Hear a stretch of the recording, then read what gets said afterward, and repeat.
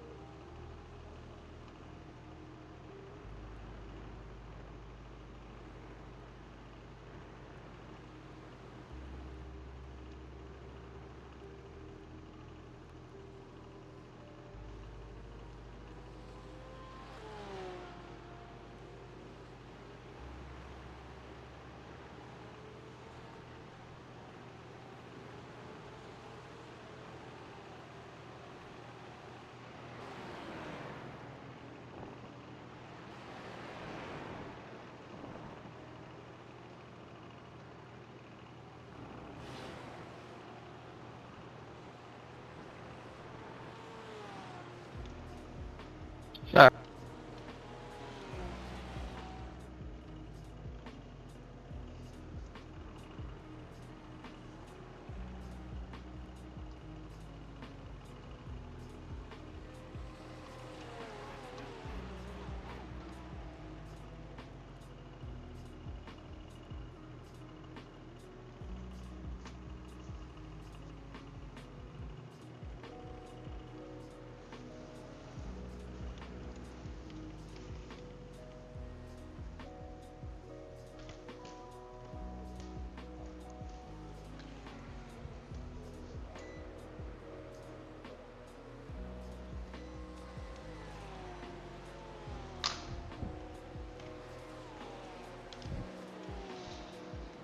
Radio check for Keith. You sound good. Keith. Hey, my old system crashed out, so if this happens during the race and I wreck somebody, I apologize ahead of time. That's not Oh, that's a bummer. Hopefully it got it out of its system. I did a full reset and everything came back.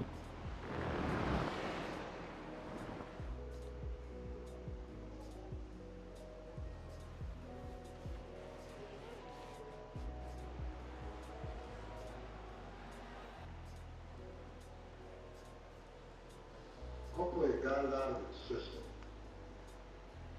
I had a full reset.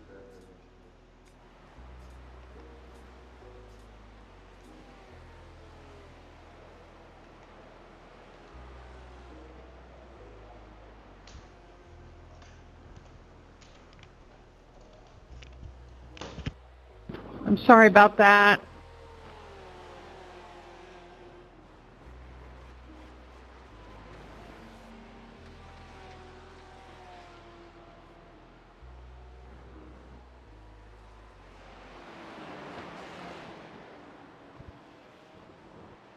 Sitting in.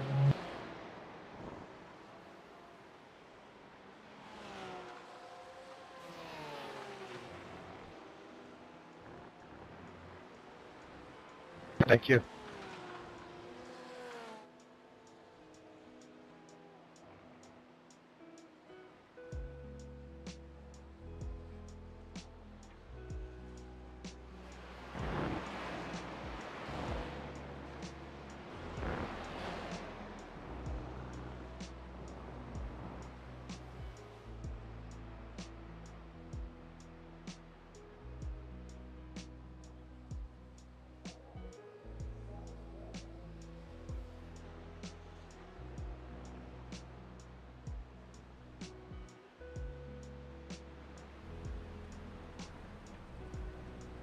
Alrighty.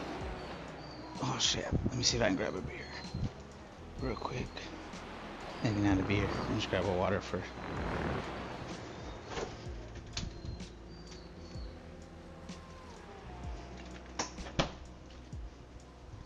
Just for sake of having water. Alright. Let's get started. Let's try to get some practice in. Don't know how that's gonna go, but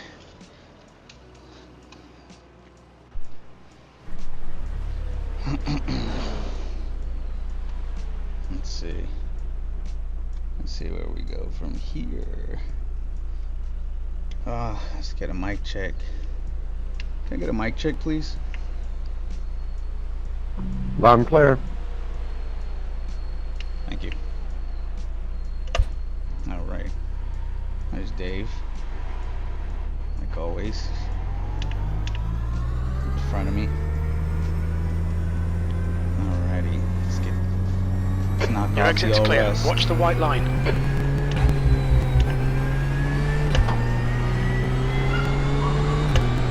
Let's see.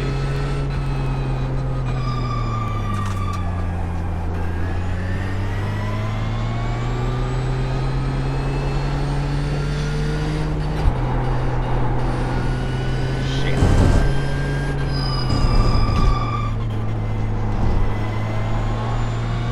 Let's get some heat in these tires, and Bailey James is a name I'm not familiar with. Must be somebody new to the fleet.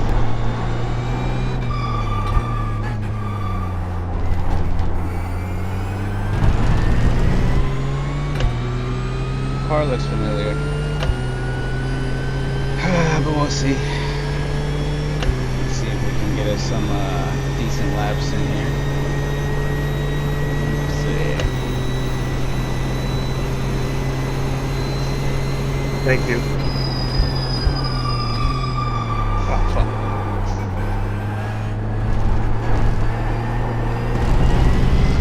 Hey, baby.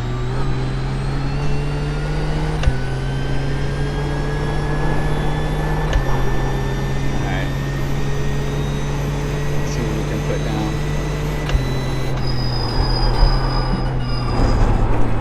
Oh, shit. Not good, not good. Damn, I already fucked up Left his side, Let me lift a little bit. clear on the left now.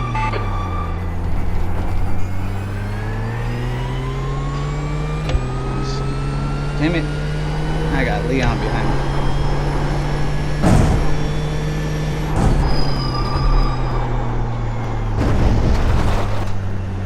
Go ahead, Now on Pat. your left is clear. Okay, Patrick, we need to watch these track limits. Patrick, you're blinking again. Thank you, Andrew. Let's sweep this out.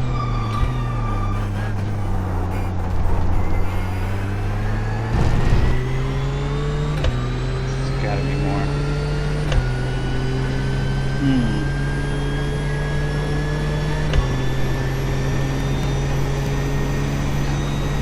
We got what? I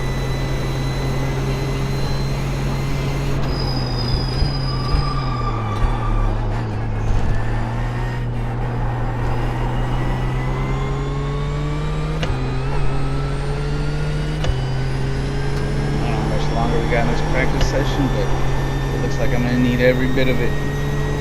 You've got 10 minutes of fuel remaining, B26.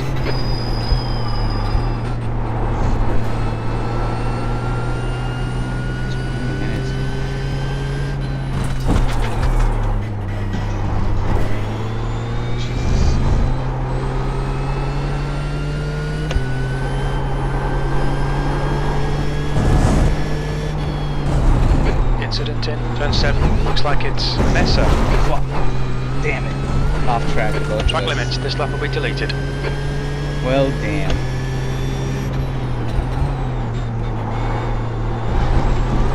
Thank you.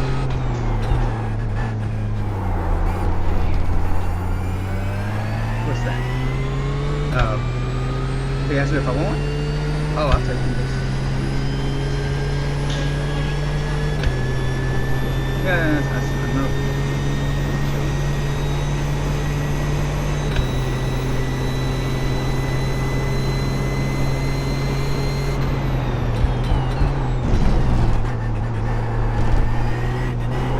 Needed to see a master lap from old Chris. Back. 16th place.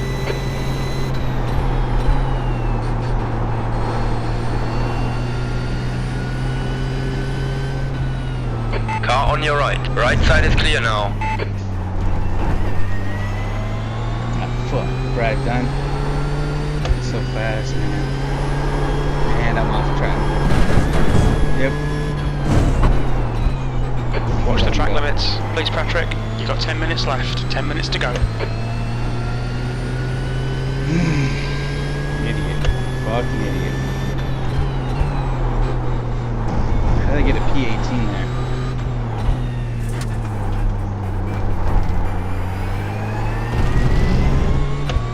I'm very confused. Thought I was P20 something, but whatever. Alrighty. I think Brad's giving me some space, which is fine, but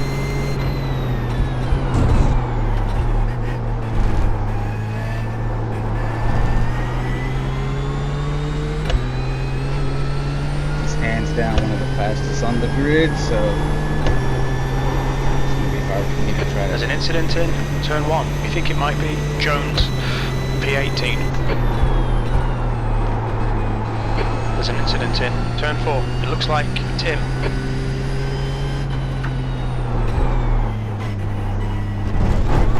Fuck! Got to leave this lap. You've cut the track. You've got half your fuel left. Half. They already gave me a fuel warning like that? Jeez, man. I need to get it together.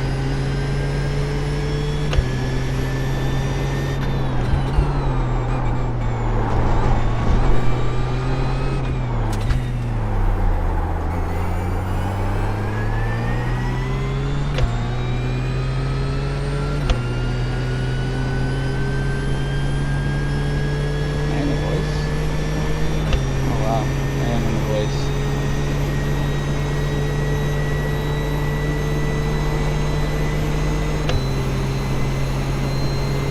Okay, Patrick. We estimate you've got 5 minutes of fuel remaining. I don't even know what's going on. Oh shit. Alright, let's see. P15.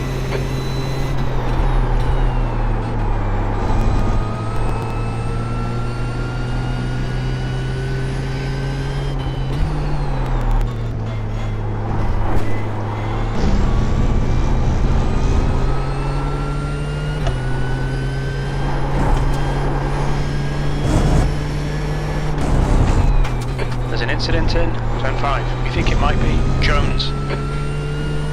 Cool. Alright. We gotta figure this out.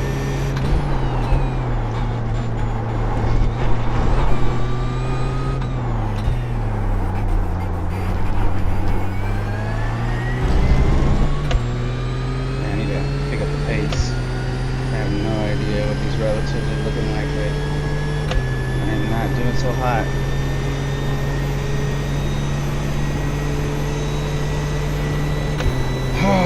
Let's see.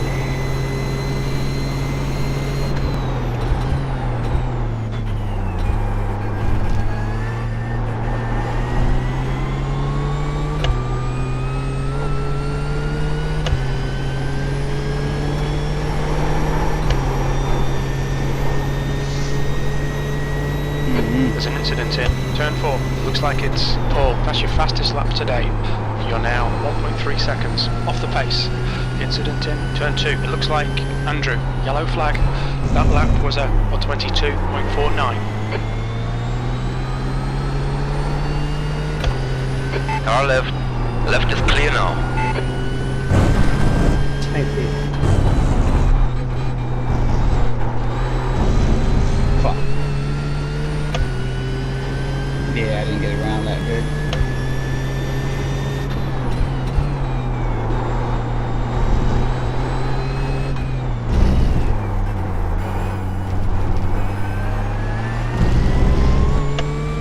Alright, cool. Even with that little hiccup, you gotta smidge it faster. You've got 1 gallon left. Figure this out. So I need to drop the fuel. How many laps did I get in? 6? I only need 3. So I'll go half of the fuel that I have now, just to drop some weight.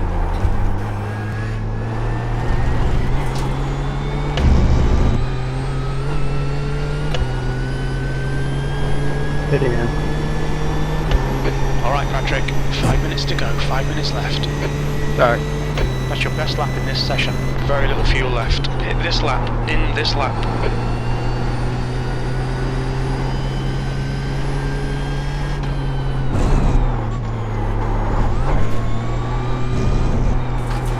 Jonathan, I'm hitting in. Me too.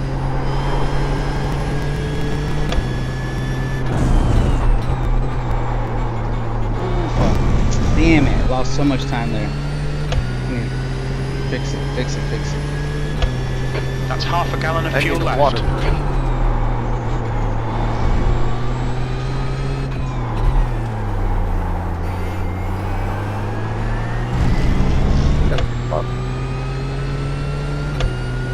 Let's see.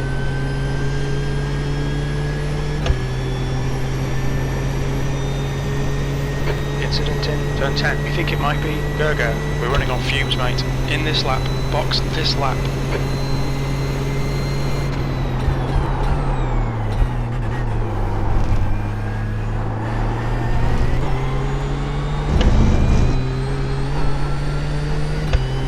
Trying to squeeze this.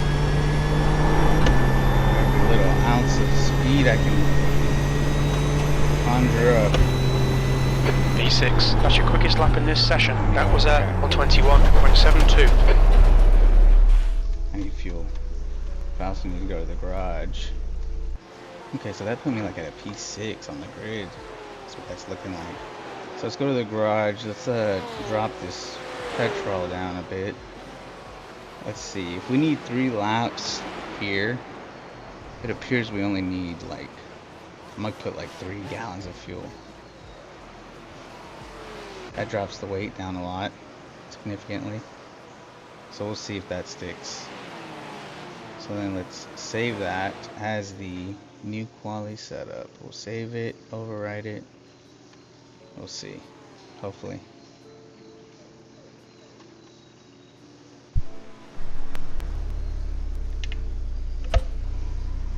Alright, we'll see where that leads us. See if we can get around a bit faster. If it exit looks clear.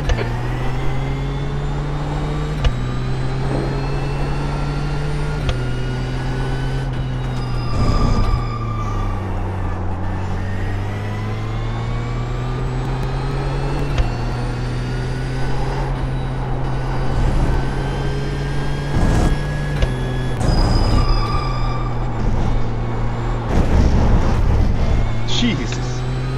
Hey, welcome to the new challenge minutes to go, drive. 2 Have fun minutes. tonight.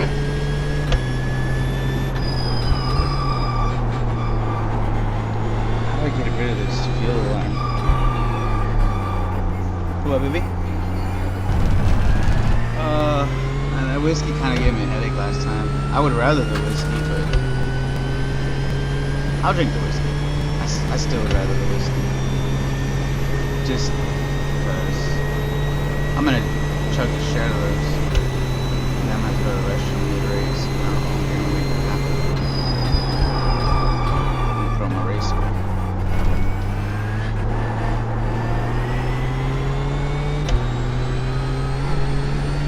That's 5 minutes of fuel left.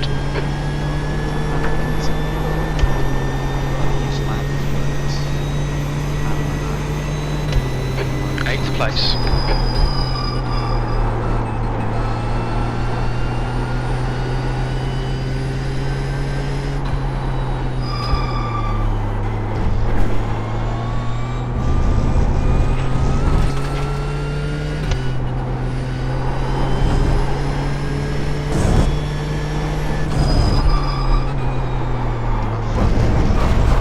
Yellow flag.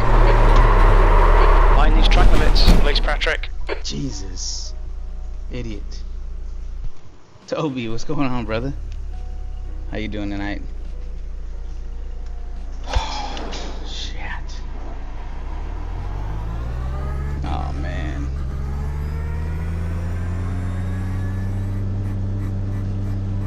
Retake 6 clear, don't cross the white line.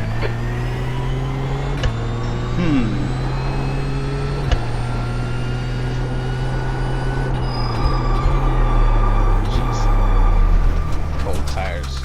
All Checker right, flags I'm out, gonna trigger this. P8. That was just the practice runs. Those don't count as actual runs. That's the end of the session, P8.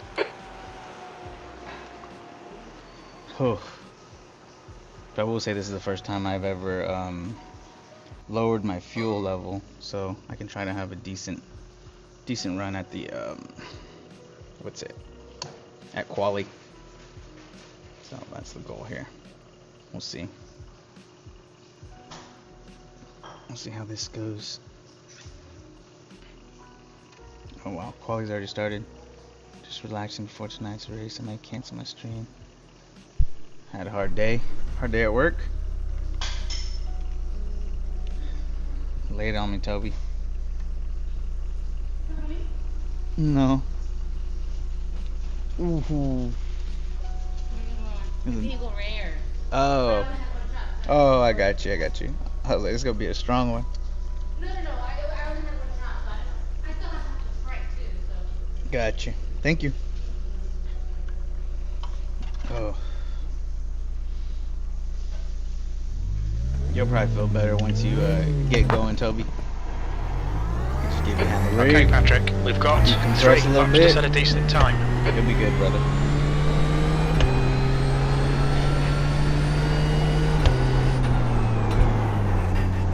Let's try to get around.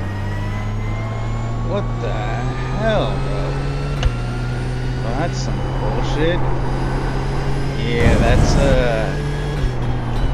a tough one there, Toby. Is this somebody you're close with, or just new neighborhood, new people, or what? That's crazy. For what reason? Not that any reason warrants a action like that, but it's pretty fucking wild.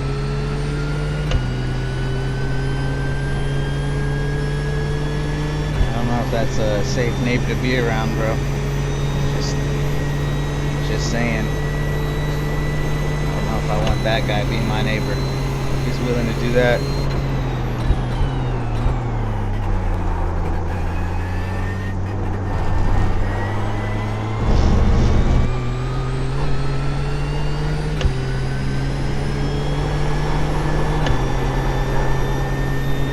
Did anybody else see? Or was it just something between you guys?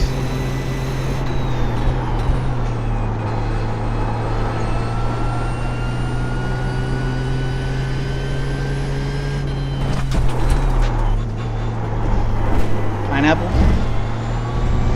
I can dig it.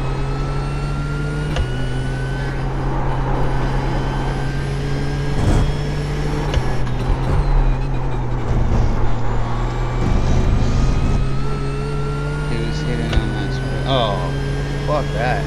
The leader's just done a 122.48. The leader has just done a He's lucky you didn't pull the fucking 122.46.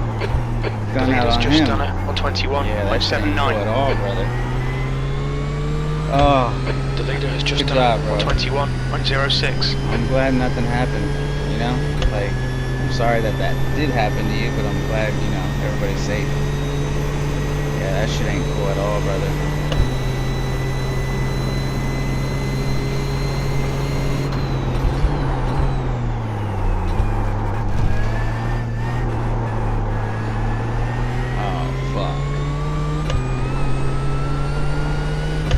Tearing him a new one.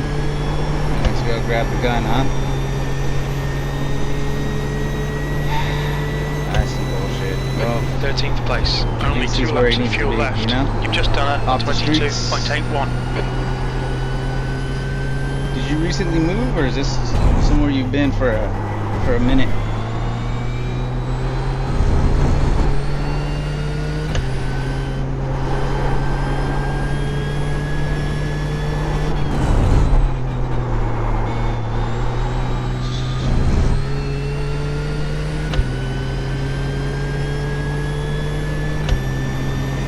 Yeah, not bad, brother. That's never a good feeling.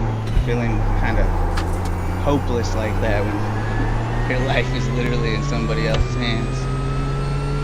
So that's a pretty unfortunate situation.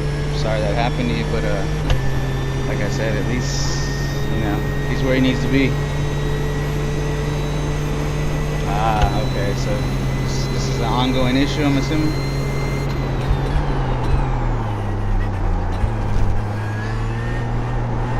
First rodeo with that gentleman. Uh-oh. Got one more lap. Yeah. I'm glad you're alright, Toby. This is the last lap of fuel.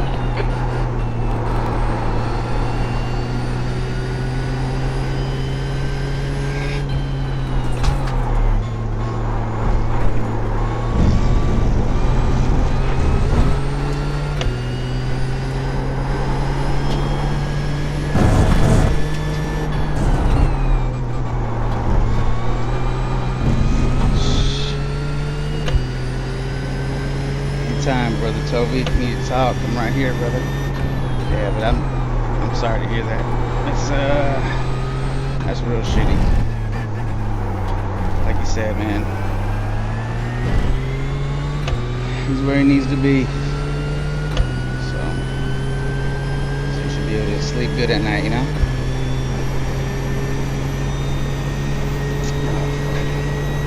What time's your race tonight? You gotta remember I'm Central Time, so I'm gonna have to do time adjustments.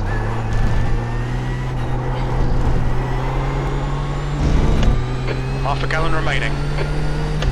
Alright, let's see where we land.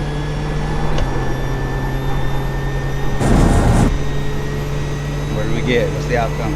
P6. Good luck. Oh, That's your quickest so look far. at that. Got me a P6, gentlemen. That is crazy.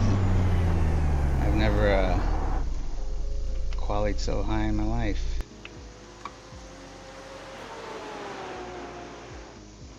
I'm good. I'm on the sim. I didn't have to go to the gym today, so it's a pretty mellow day.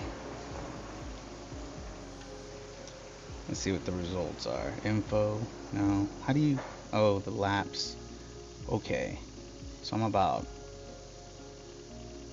oh, this is not in order. Huh. How does this work? Oh, grid position. So so far I'm P6.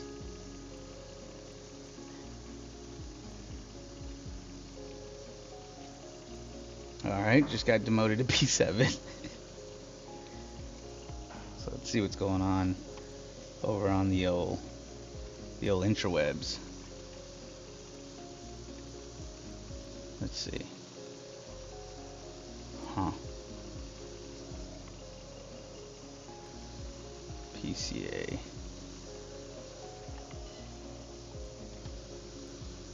Let's see what we got here. To force the issue around some of the corners here, but when people need it, trust me, they will make those moves. There's Dave Jones. Yeah, desperation is probably the greatest friend of the channel. motivator of a racing Comes on, driver, and Discord here we a are lot. going to see a little bit of Joins the desperation stream. creep through. We're Last pushing for week Dave. in the other PCA Club Class broadcast that I was on, I'm not sure how it worked out with you, Howie, on the Pro Class, but I know for the Club Class race, I saw a personal iRacing record for myself, 154 degrees Fahrenheit for the track temperature as we got towards the end of that race.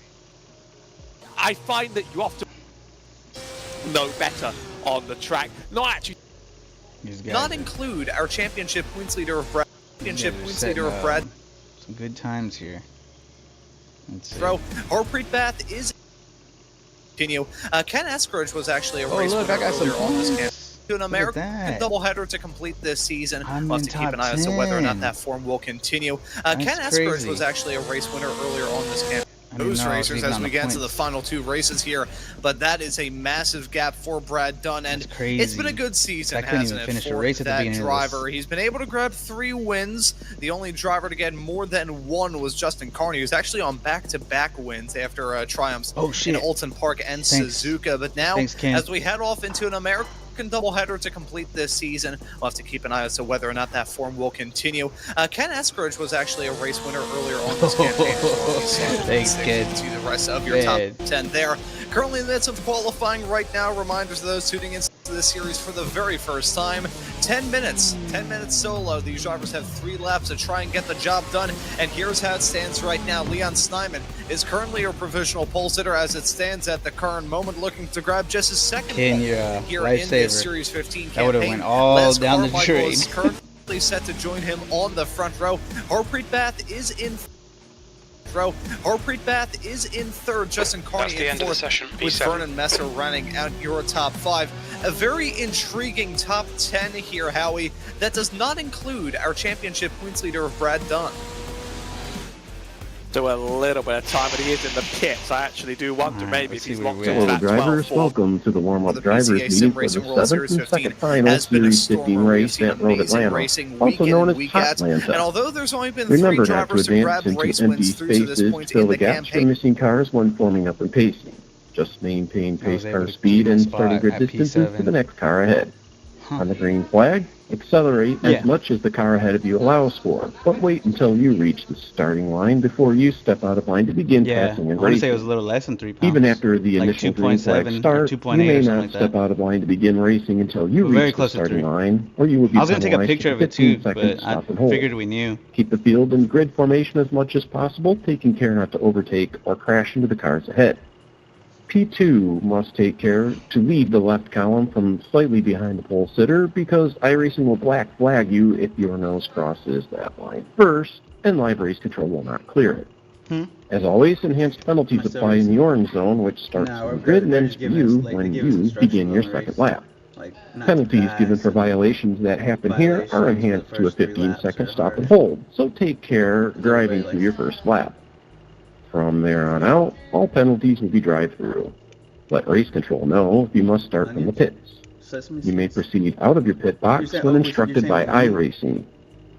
For overtakes, respect the vortex of danger and be prepared to back off and follow if you cannot reach the rear axle of the overtaken car with your front axle before turn-in.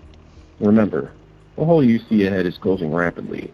You may be in a blind spot. Folks. There For will sure likely water. be contact. There could be an incident, and it will be your fault.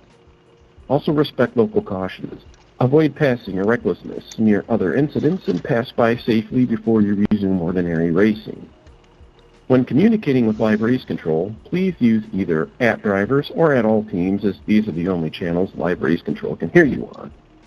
Repeat your request At if least you I'm do in the not get a same response second from within us. the leader. Do not That's request not iRacing normal. black flag clears, and do not request reconsideration or explanations for live race control penalties. Outside of live race control requests, use the radios only for essential driver-to-driver racing-related exchanges and refrain from calling out other drivers. At the end of all of this, wait until track is clear as announced by live race control before using voice comms. This is because iRacing will report races over when it is not finished. But we'll let you know when. Make sure we got Hey, good luck out there, and we'll see you Let's make after sure Take the care, race. there's a car approaching. Disengage limiter. Please, Patrick. Thank you. There's an incident in turn 3. Thank you. It looks like it's Okay. Tim. estimated 29 laps. There's an incident in turn 2. It looks like Thanks, Michael. Teague. Good luck, everyone. Our finish line, right?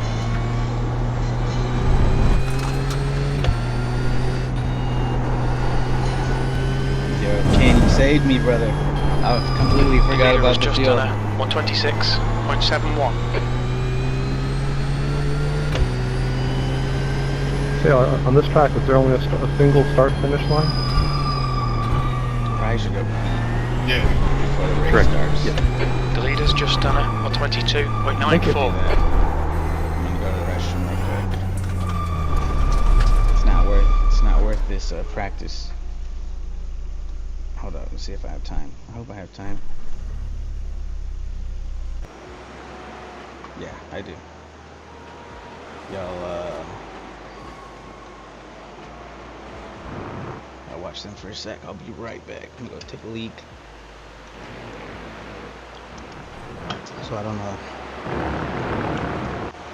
have to go during the race. Oof.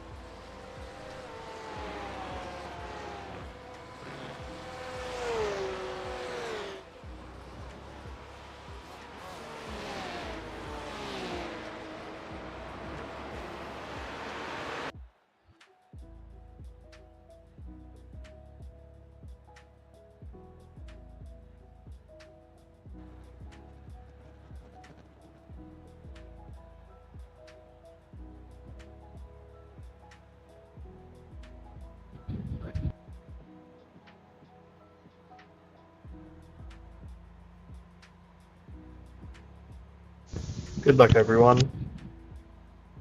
Yep. Have fun. Stay cool. Alright. Just a heads up, we have a giant storm here, so if I lose internet or power or whatever, and I take P7. I Okay, apologize. Patrick. We expect to do well here. Our target is to finish around P4. We're gonna take left tires, I think, because supposedly they'll take the This best is a rolling beaten, start. or the most beaten. Stay behind Teague in the right lane. Alright, Toby. Race Appreciate car your speed backing, is brother. 38 miles per hour.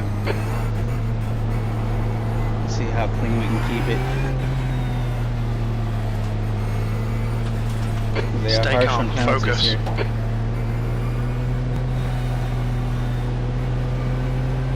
Let's go. There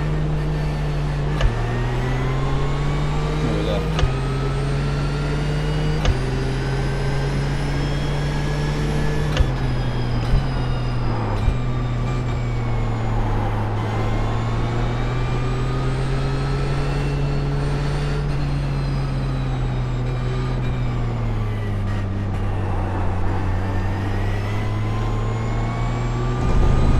Oh, he lost Okay. it already. On your left. Left is clear now. No!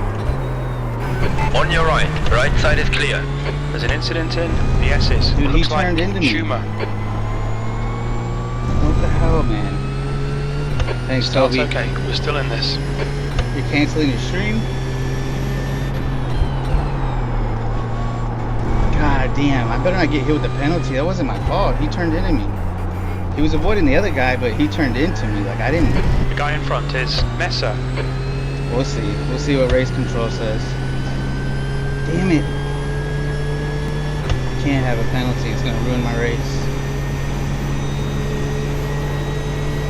We'll see. We'll see what they call it, but that was out of my control.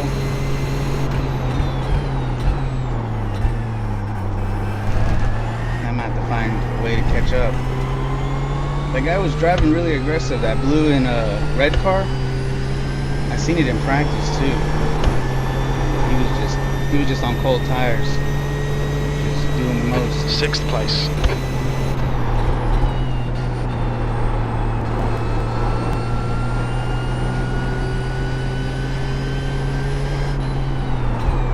The gap behind is now 1.7.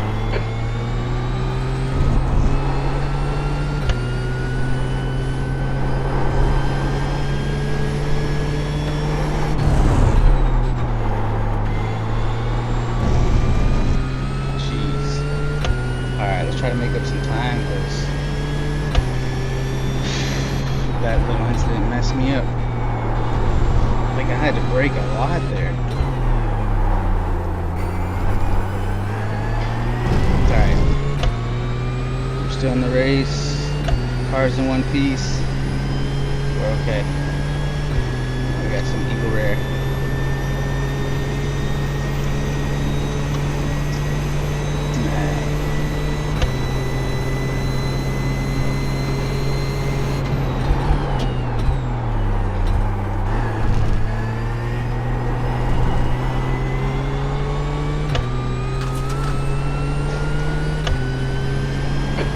Just done 121.85.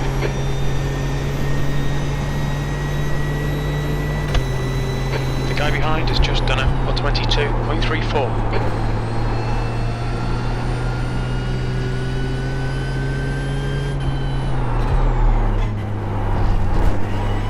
Fuck. I lost a lot of momentum there.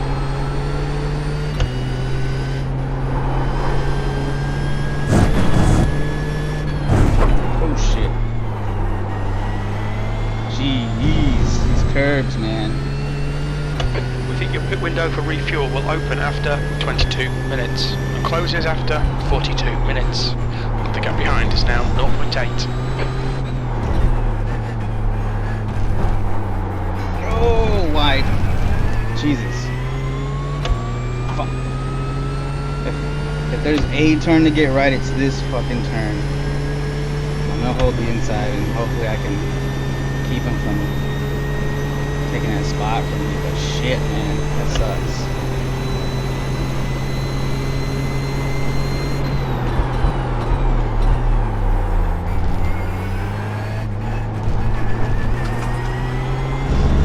Fastest lap for Len on 21.32.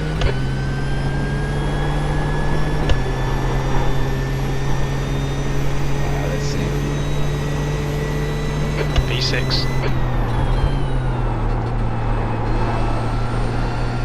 Andrew guy, he's definitely faster.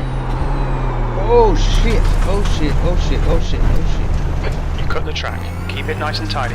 Please, Patrick.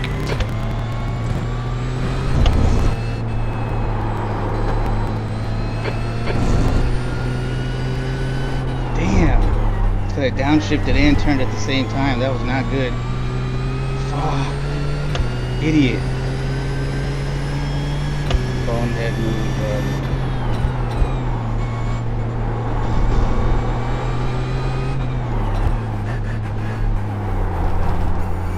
I need to get a hold of the car because I'm really tripping right now. The guy in front is Hillman, C license, and their rating is 1.2. Man, got a bunch of faster people behind me. Jeffrey Block, Brad Dunn.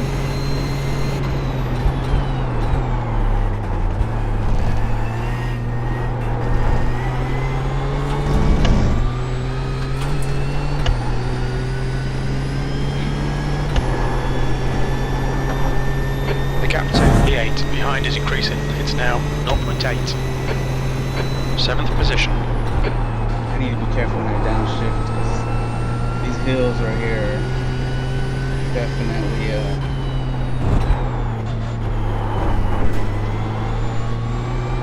disrupting inputs.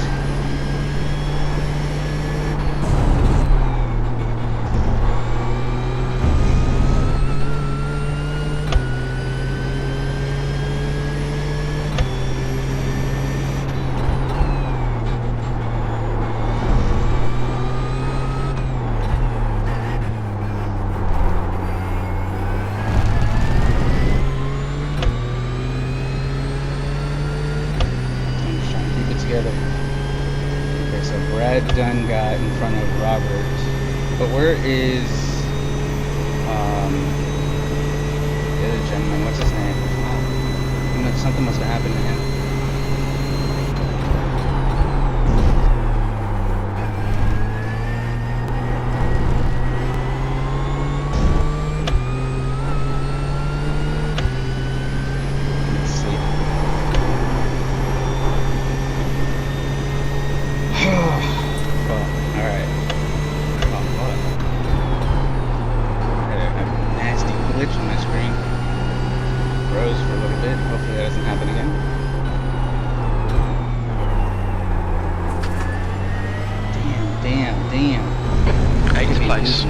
Closer. The gap's now 0.7.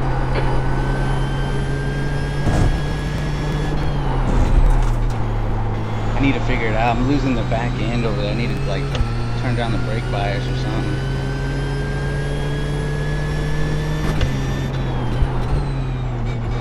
Let me mess with this on the straight. Because that back end is so loose. Let me see if I can fix this.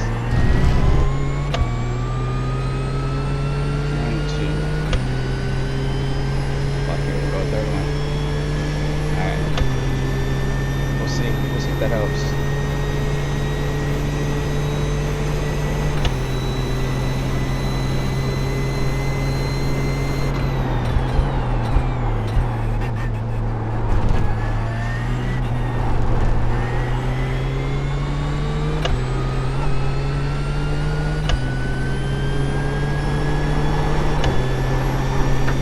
The gap 2 done behind is now 0.5. No penalty. You're a second down in sectors 1 and 2. Sector 3 is 0.40. He keeps fucking glitching right there. What the hell?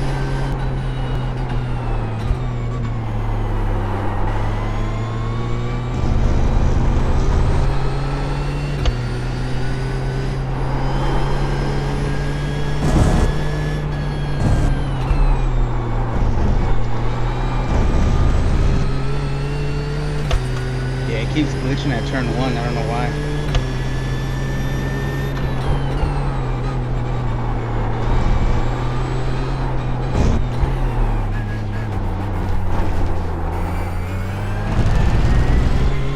Oh fuck, Brad got a better exit.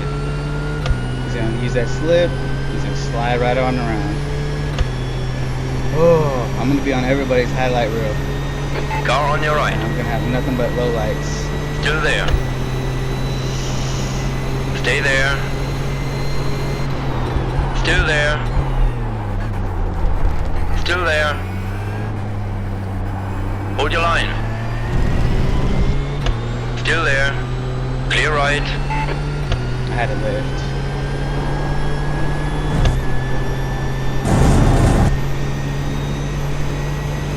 Keep it together. Come on. The race isn't over yet. P8.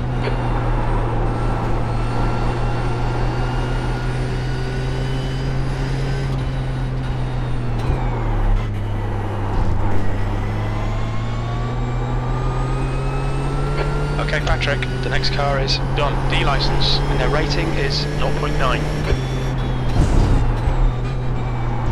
Okay, that's how he makes that. Now I can study Brad a little bit. He's faster than me, so it's time to learn.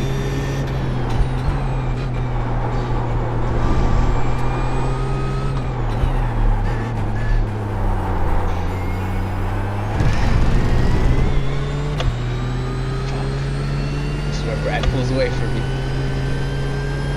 Don't be intimidated. Keep him behind you. Oh, fuck. Comes Legos.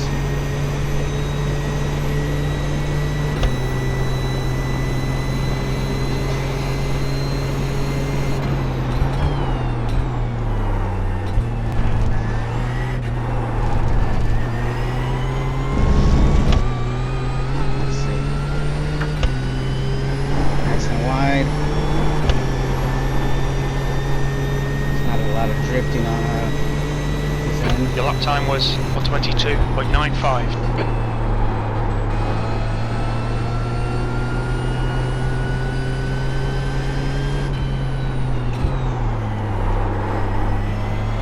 Don't be afraid to use all the track, brother. Little lift. Just go around. Go up on that curve. Let's go. There we go. Now we're finding some momentum. Look at that, we're in the green.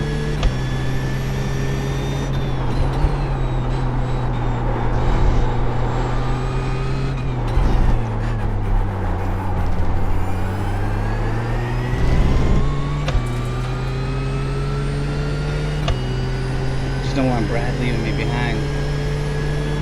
Gotta be able to stick with him. So I can learn his braking points, see what he's doing, how much of the curve he's taking. Wide there, he didn't even go over the curve. Oh shit. He missed that gear. Idiot. The gap in front is now 0.6.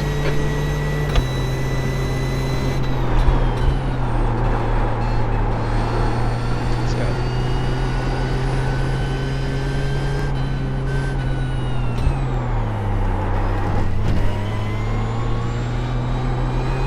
The gap to P9 behind is now 0.8.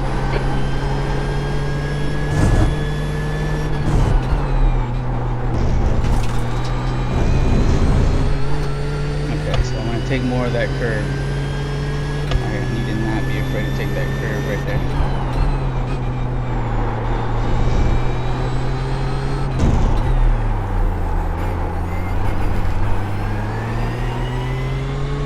Alright, let's go.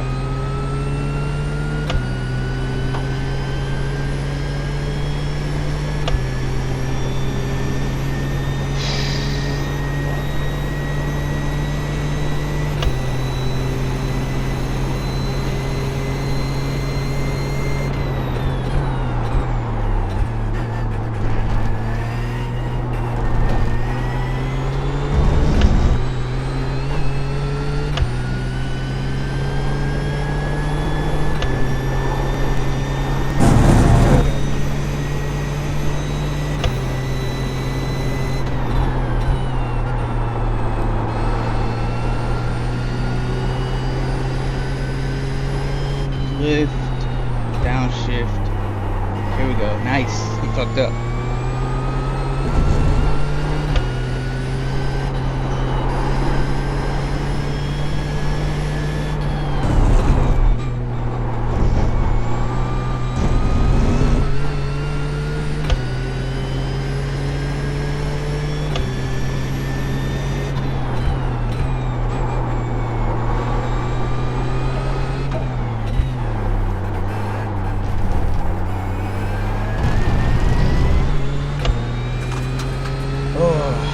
Bill, what's going on, brother?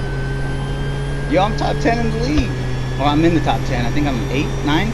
Either way, I didn't think I'd be anywhere in the league. I didn't even know I had points, really. It's crazy. And I was like not finishing races at the beginning of this league, or beginning of this season. So that was pretty cool.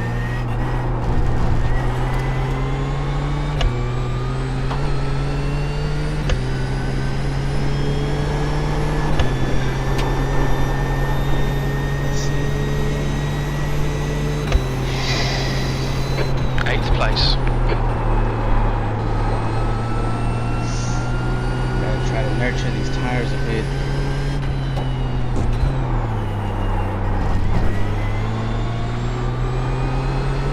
Alright, Patrick, stay close. Wait for him to make a mistake.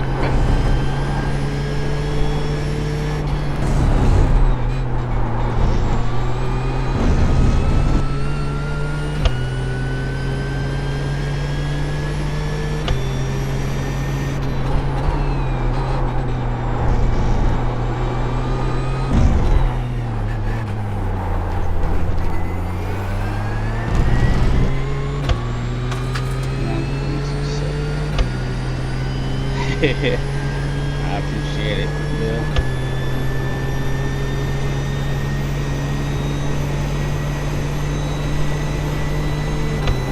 up with these big dogs here.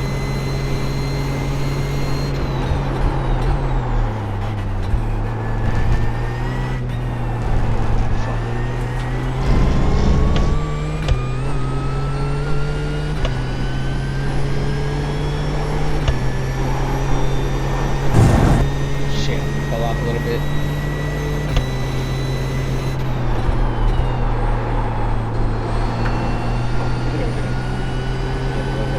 There. So if I keep on him, oh shit. So if I keep on him, I'll make him make a mistake. But I gotta stay close. Got to. I gotta be careful with this downshifting too. I've been downshifting a lot more. While I'm turning, it's really throwing off the balance of the car.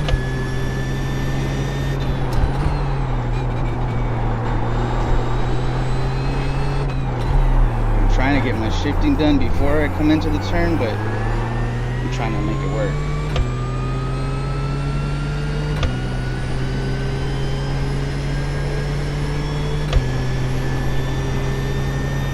Let's see.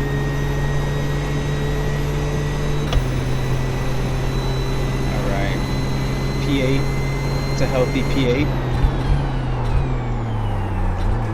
Thank you.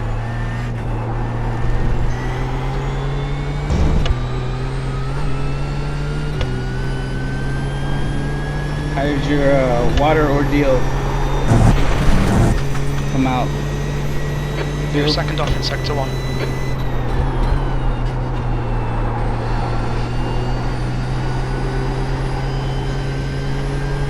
I know the last time we chatted, your kitchen was flooded.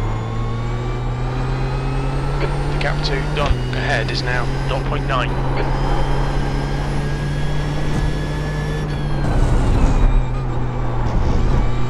There he goes, messed up. Okay, see, I would have gave me the position, but maybe not. I don't know, he fixed himself, right? I need to learn, stop being too much of a gentleman. Oh shit, I went deep. Damn, I could have fixed that. Living room stinks. Gonna be warm this weekend. Gonna steam clean it. Oh, okay. Nice. That'll do it.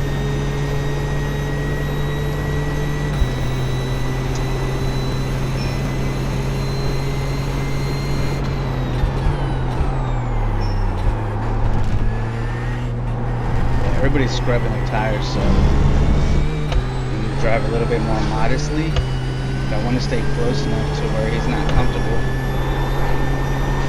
No, not yet. Thank you.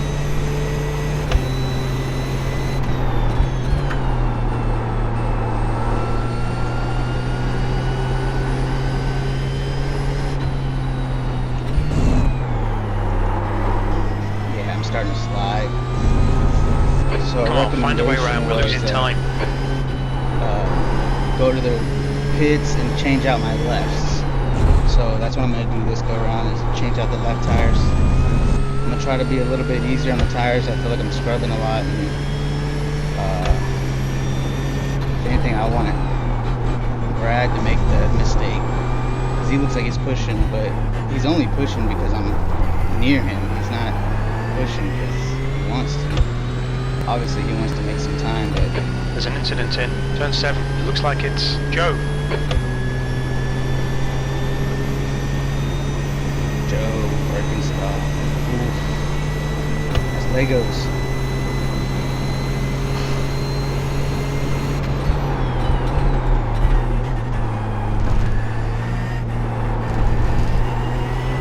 There he goes. Ah, shit. I thought he was giving me too much throttle. You've used half your fuel. Here we go. That's good consistency. Keep it up. Shit. I need to be careful. I'm trying to be easy on these tires, not to be so rough.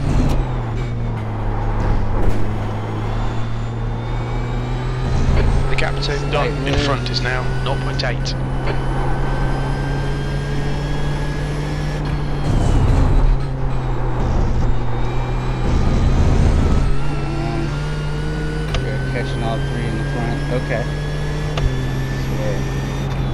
doing good by not battling each other, but I'm using his pace and techniques to kind of try to study him, and hopefully we can get up there. That's the gist of it.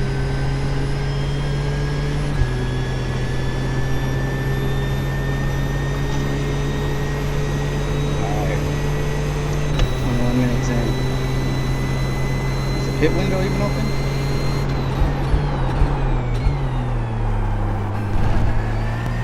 It'd be easy here.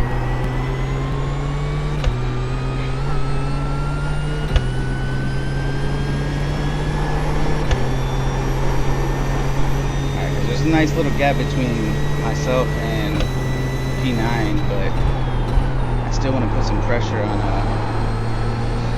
Brad. His tires are falling off. So, oh shit! The screen froze. Fuck, man. I don't know why it froze. Keep it nice and tidy. Ah, that sucks. That was not a good place to freeze. I don't know why it froze like that. Fuck, man, that fucked me up. Alright, Patrick, the pit window is now open. The gap to done ahead is increasing. It's now 2.6 I don't know if you guys can seconds. see it when he glitches like that, or is it just me?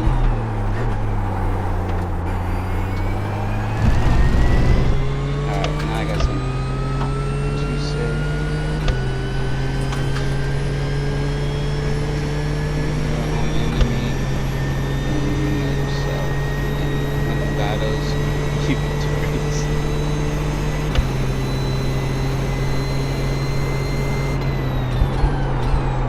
Oh shit. That was way too late there.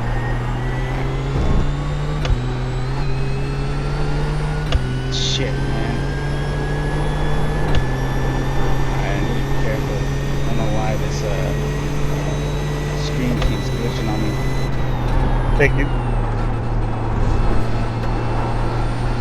Something around this turn 1 is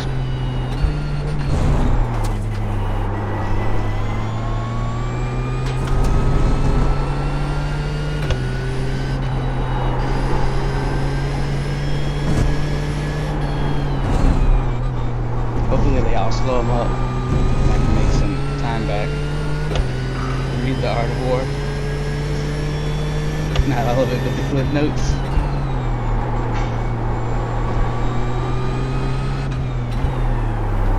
I've actually been told to read that. I need to read that.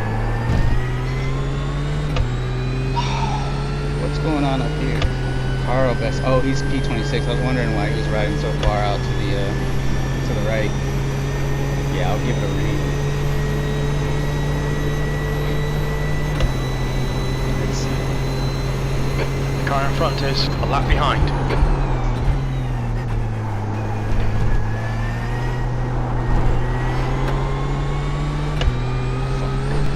It's gonna be a problem because I'm not close enough to get around. Thank you. Incident in turn 4. You think it might be? I am. Your lap time was at 122.52. My job to go around, so I went around. Alright, I gotta catch Brad. I'm gaining on him. I just can't keep having mistakes.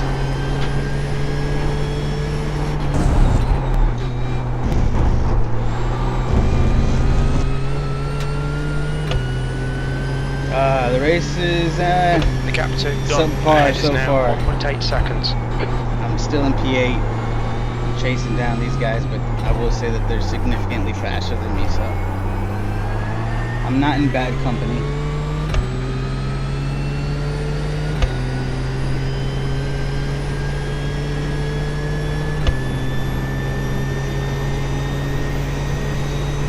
But I will say P8's a win too.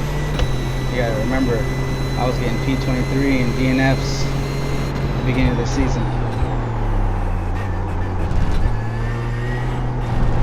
So this is a big accomplishment for me.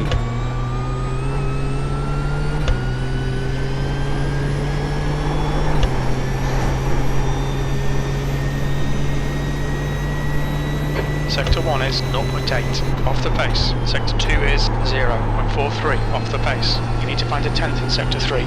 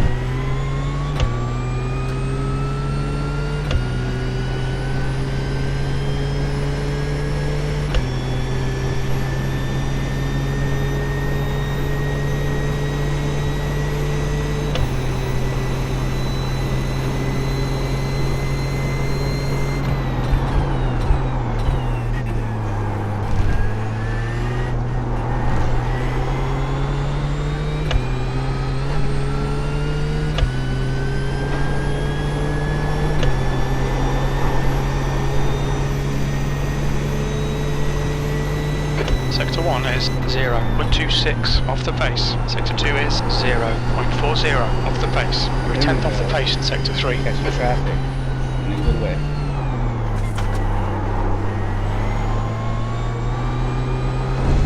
Okay, Patrick, you're reeling done. The gap is now 1.0 seconds.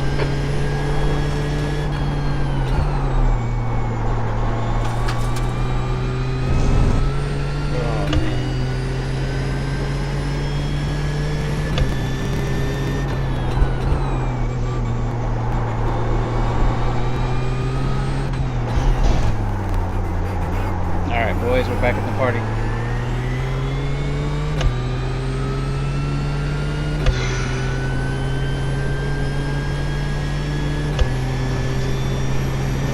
Thank you, Sean.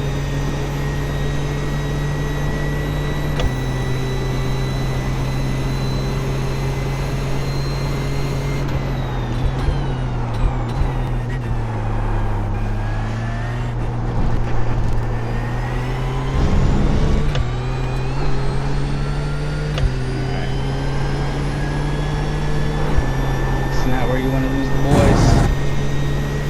Oh shit. I just gotta keep it clean. Can't have any more mistakes.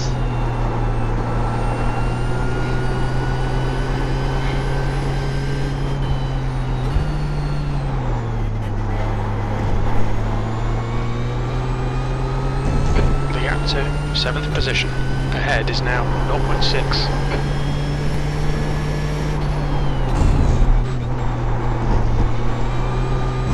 There we go. Alright. Floodgates opened up. He's going in for the dive. Car right. Clear right now. Man, done. Okay, Patrick, we're halfway home. Should be about 11 minutes of fuel left. I was on the left hand side of him. If I didn't brake, he was gonna hit me. He went into the inside. I was gonna take that. Incident in turn 10. You think it might be Burger? Let's see if anybody goes for a move here. Yellow flag.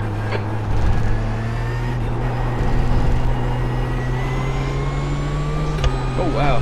See the other guy facing the complete opposite direction under the bridge?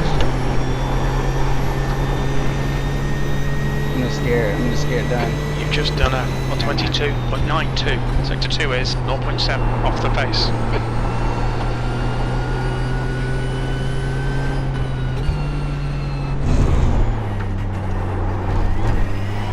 Alright, let's go. Let's pick up the pieces of this broken race here.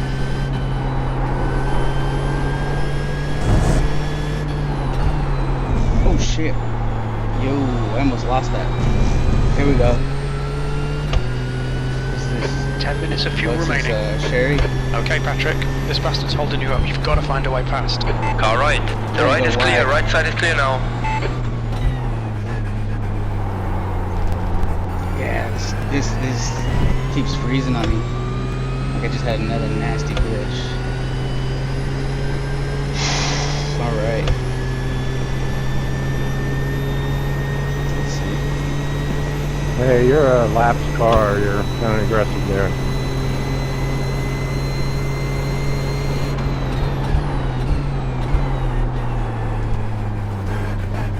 There's an incident in turn 10. Looks like it's Carmichael.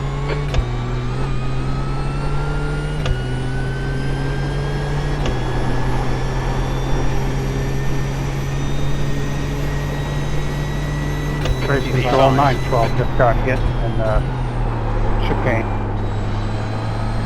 The car in front of us is now 3 laps behind. 10-912 will review that for you. Thank you. The guy in front is Mesa.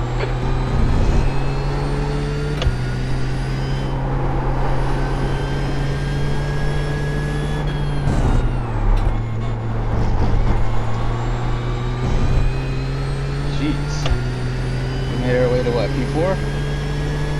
Nice, bro. I was at the right place at the right time, I guess. Let's see if we can get a tow off Juan Fong. Here comes Bradley, though. He ain't gonna let that slide. Oh. Bailey's pretty aggressive. He's gonna give me trouble. The blue and red car up ahead.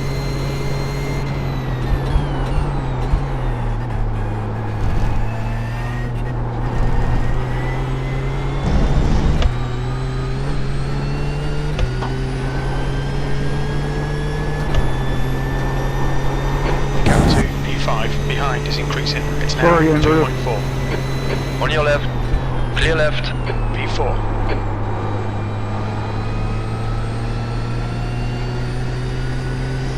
Oh shit. Turned too early. Damn.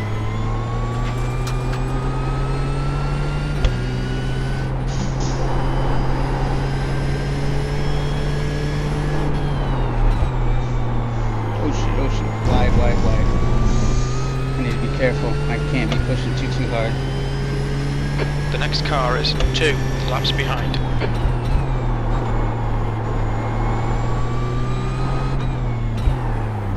don't think I've ever ran this high in a race. I mean, obviously when people start pitting, but this ain't the case. Thanks, Juan. Come on, Iceman. Push.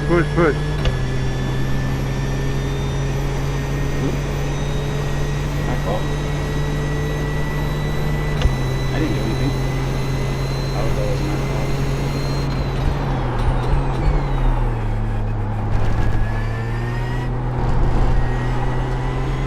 Good luck to you, Bailey.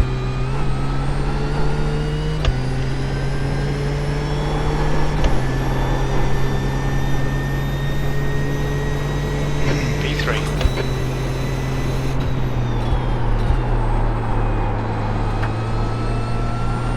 Okay, Patrick. The next car is BAF B license, and their rating is 1.2. I'm trying to compensate for all the sliding.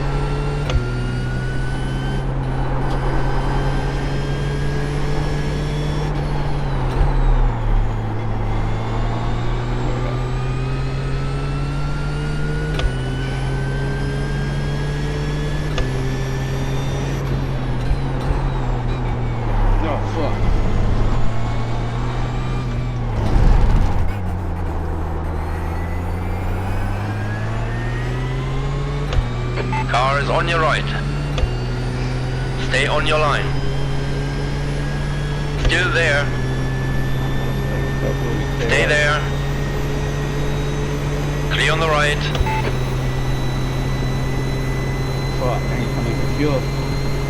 The driver in front of us is 1 lap behind. BAF ahead is pitting. It's alright, we're gonna keep it out as long as we can. I'm about to check how many laps I have left, and then what we're gonna do is, I believe I have it set just to replace the lefts, because from my understanding, I can replace those two without costing me any time.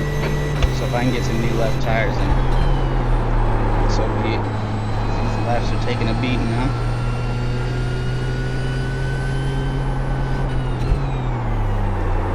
Yeah.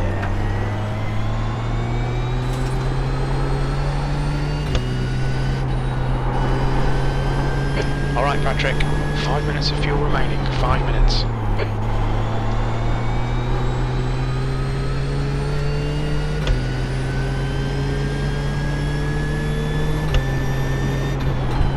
What is that, 3 laps?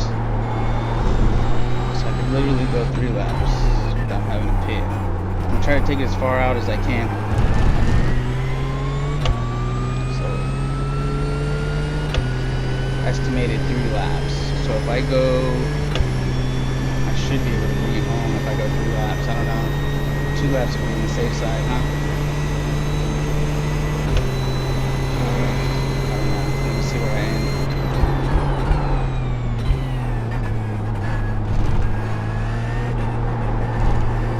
Laps. I think I can only go 2. I don't know.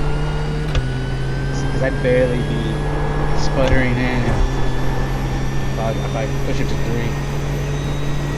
P2. That lap was at 123.85. 2 laps for sure. So this one, another one, and then I pit.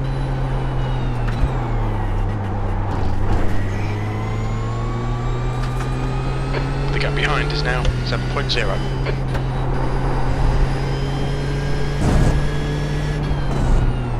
I think I'm gonna do 2 laps and then pit. I have to. I gotta stay out as long as I can. I've learned that that's been the best play for me this season is if I stay out just for just enough, like I can leapfrog some of these guys.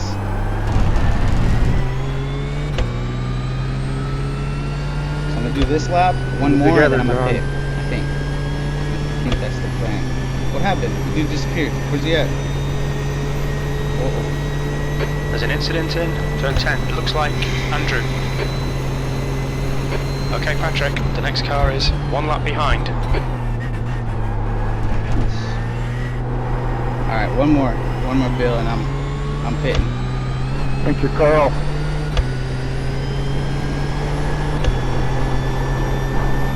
When we go in, we're hitting the left.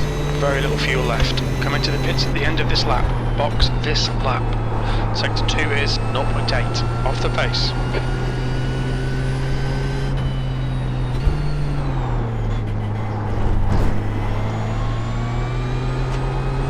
Sassport is getting closer. Thanks, the gap Joe. is now 7.1 seconds. Incident in turn 5. It looks like Jones. Yellow flag. Oh, Dave. Baby. Car left, clear left now. 1 gallon remaining. Thank you. End of the channel, Dave. Oh shit! I don't know why I went into first, but did that. Okay. I think the traffic's so spread out. Okay, Patrick, we're running on fumes, mate. In this lap, the guy in front is 1 lap behind. Alright, let's get in here.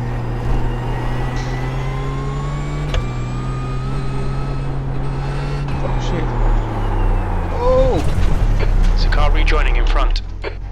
Jesus! Oh my god! Sassport behind is pitting now. Sassport behind is pitting. I didn't know where the pit entrance was. 5. That's what I get for not 4, practicing. Fuck, 3, man. 2, 1. Box now. Jesus. Oh. Front left, 40 70%. second Left pit rear, stop? 71. That sucks. That fucking sucks. I'm gonna lose a lot of positions over that. Fuck, man. I didn't realize that entrance was so close. 40-second hold? Oh. The leader, Len, is pitting. Len, in front, is pitting. Come on. Jesus. I'm losing positions.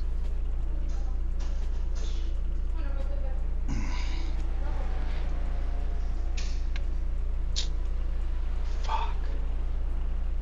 Oh. P12. Come on.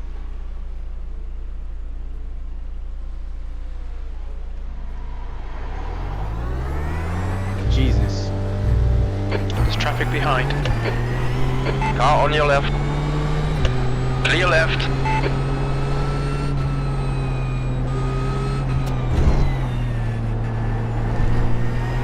Fancy meeting you here, man.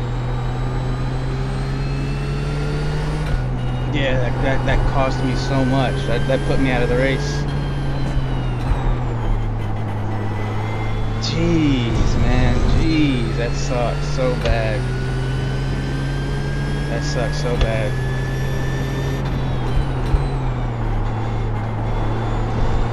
Yeah, that sucks.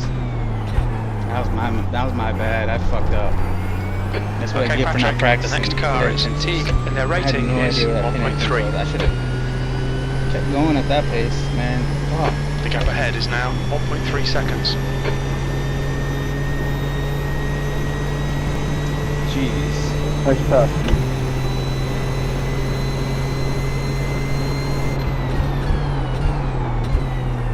Alright, let's see if I can make up some spots. Got 20 minutes to race.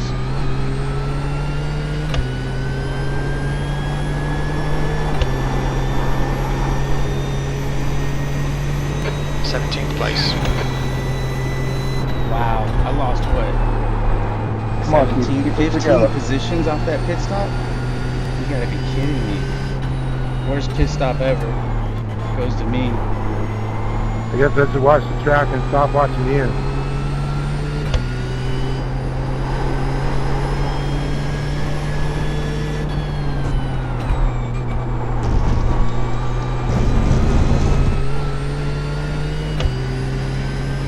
This sucks. That comment cost me a position.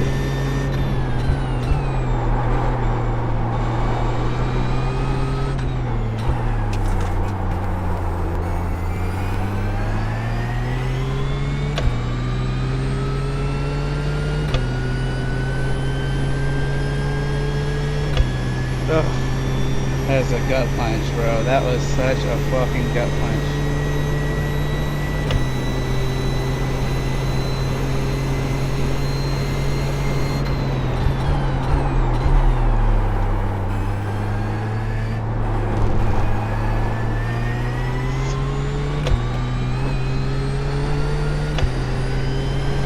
Ooh, dive bomb. Black one. There you go. See, that's what race control's there for. Sector 3 is 0.6 off the pace. Thanks, Tom.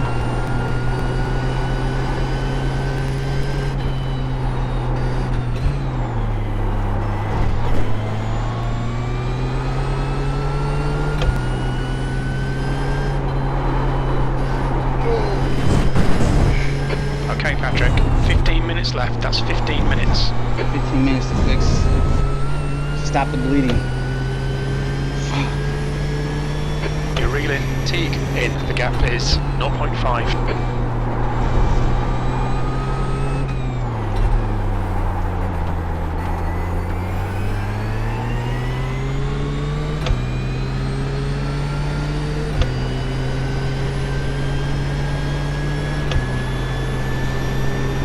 Left side. Hold your line. Hold your line. Stay there. Left is clear. Fan-fucking-tastic. Now keep pushing. The car in front of us is Tim. Their rating is 1.3. Alright. We gotta make up some shit. This is ludicrous. P16. Thanks, Walt. Carl, you fucking me up. There's an brother. incident in turn 1. You think Sorry you're about that. Car on your right.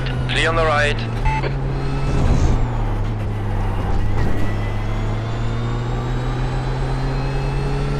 Okay.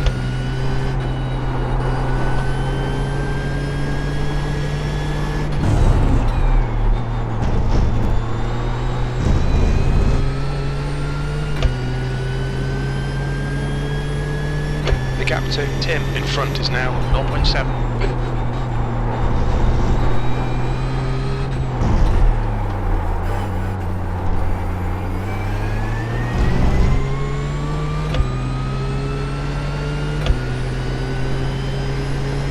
Carl.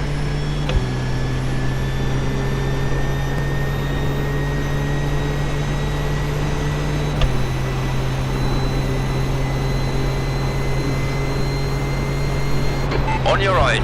Right is clear now. Brilliant. Nice one. Alright, Patrick. The next car is Lisa, rookie license. P15. Lee has been disqualified.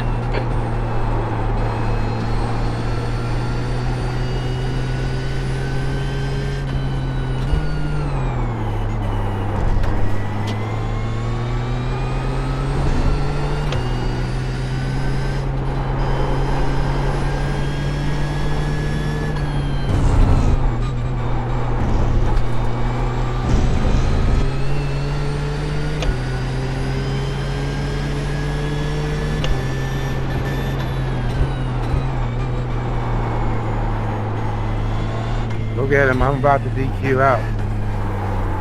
No, fuck. Bad entrance. Bad entrance. I should have had that. Such an idiot. I should have stayed behind and been patient. It's alright.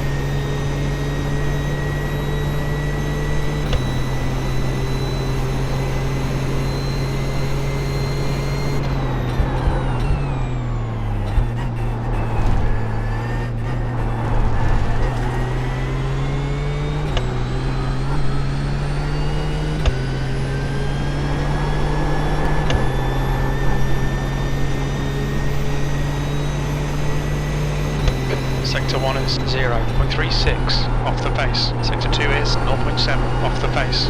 Sector 3 is a tenth off the pace. Thank you.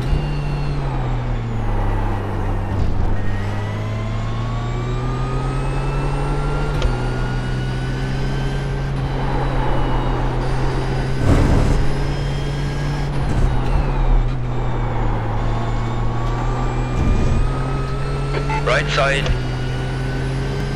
Hold your line. Right side is clear now. Nice one, mate. Nice one, Patrick. Thank you guys, appreciate it. Ooh. I need a break later. Thank you. Alright. Thank you. Next spot is P13. Damn, 6 seconds. Alright, let's go.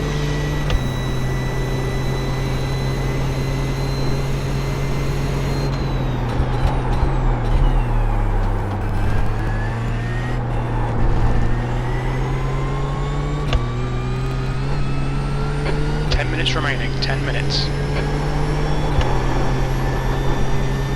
Gotta catch this dude. Gotta catch a ball. 14th. Sector 1 is 0.6 off the pace.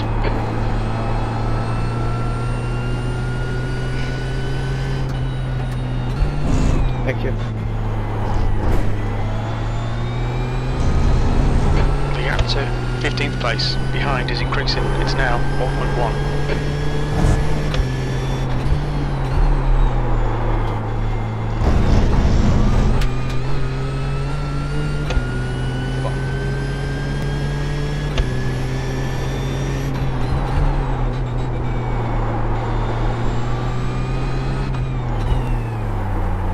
Really ruined my chances of scoring points here today. That sucks, bro. Can't believe I did that. The car in front of us is Schumer, and their rating is 1.2.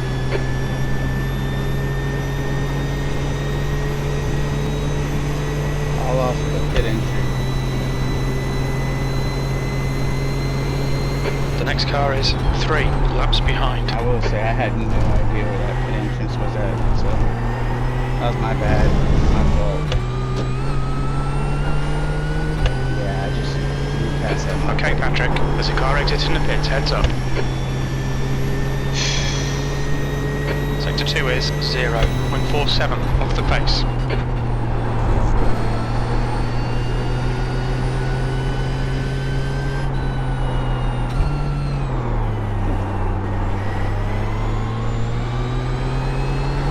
Gap to Lisa, behind is increasing. It's now 1.5 seconds. Please make a decision in 6. Shit. And these guys are,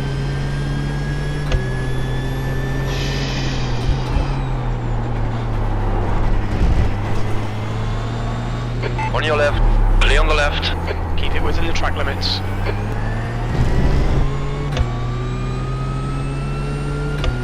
alright, he sees Bailey. So I'm making some time on these guys, but I gotta keep pushing. Gotta use one. It's gonna be slow.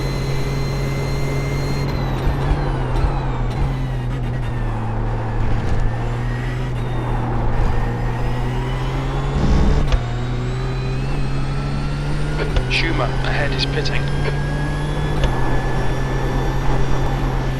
Oh shit. Our left. The left side is clear. B13. It's not, Okay, Patrick, the next car is Marcos, C license, and their rating is 0.9.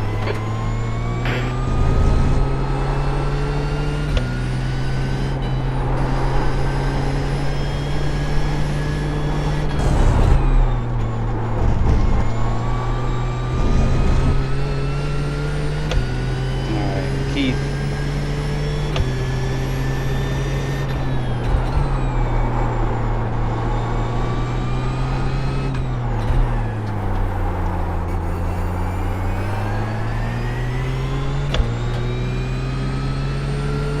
Come on. See, nothing. Thank you, Juan. As far as I know, there's no obstructions in between John and Keith, so nobody's gonna slow him down anytime soon. Unless somebody comes out of the pits, but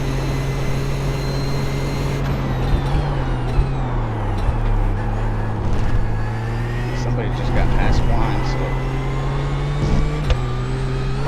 Thanks, Andrew.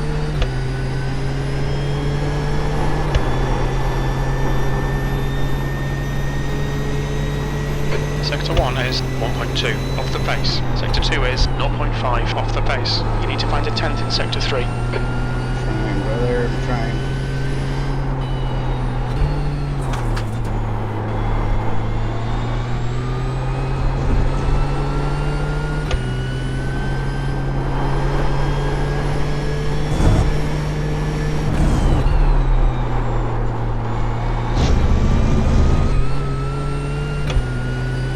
Alright, Patrick, 10 minutes of fuel remaining. Block is gaining on you. The gap is now 2.0. Block is gaining on me? What the hell? 5 minutes to go, 5 minutes left. Come on, get your head back into it. Keep it smooth. Focus on these lines. Where did Jeff come from?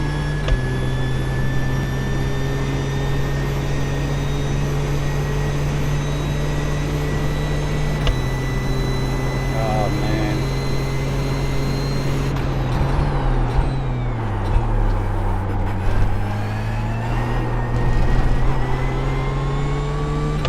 Yeah, Jeff has got pace on me, so I better be careful. Catch up to Thank you, sir. That last lap was a 122.43.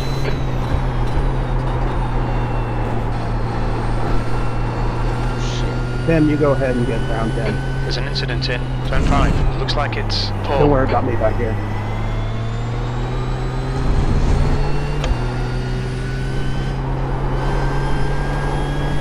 Yellow flag.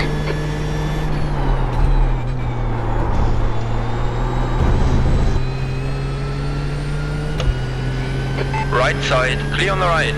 The gap behind is now 2.4.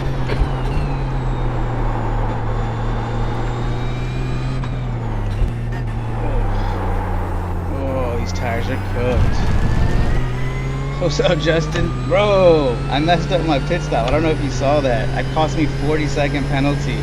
I went from P2 to P18 or some dumb shit. P17. Oh, I completely ruined my race off of a pit entry. I was doing so good.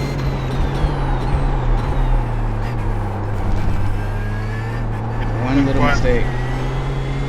I didn't know where the pit entrance was. It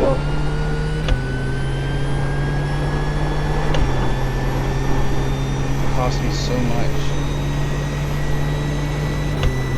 P13, you've just done a 122.93. Oof, we're fucking falling off the edge with these tires.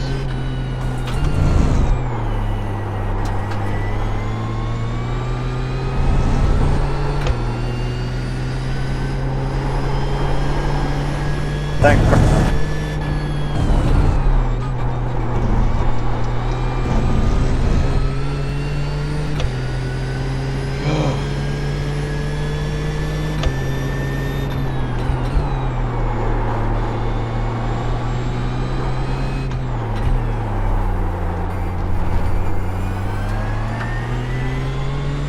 Yo, I'm catching Keith.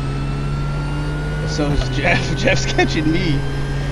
So, I don't know. He's chasing me down for sure. That's 2 minutes left. 2 minutes. This sucks. I shouldn't be anywhere around this area. I should be 40 seconds up the track.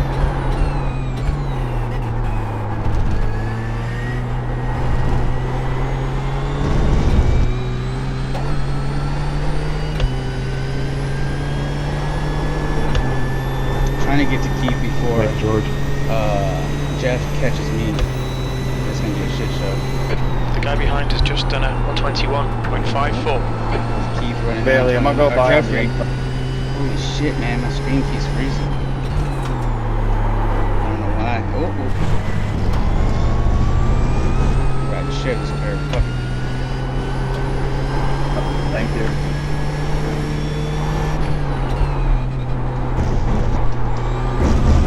Oh shit. Fuck. Be careful.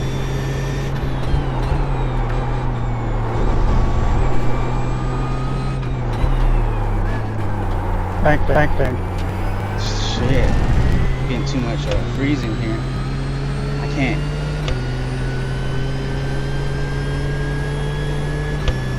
Oh. Fuck. I have to give up the inside to Jeff. He's gonna outbrake me. He's gonna try to outbrake me, but I'm not. Nah, he's too far out. You're welcome.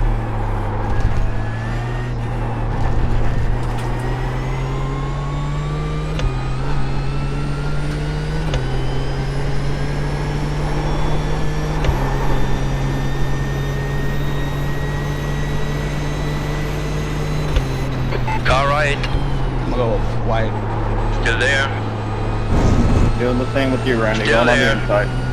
Right is clear now. Right side, clear right side. Right side, clear right. Fuck.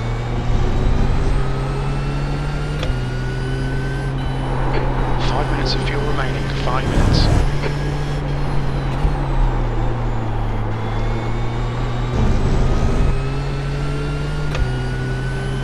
Jeff was sitting back waiting for us to kill each other.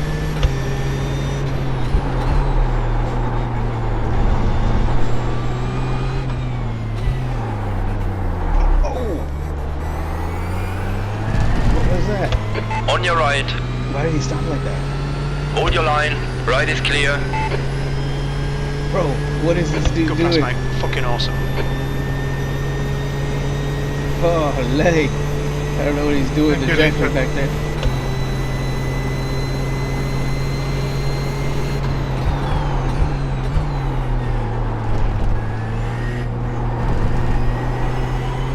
Alright. Hopefully we get a white flag. Yes! Thanks, Tim. Jesus. Tires are blasted. And Keith is fighting back there with P12. White flag. Last lap. Alright, Last let's lap just keep time it was at together. 124.41. Let's keep it smooth.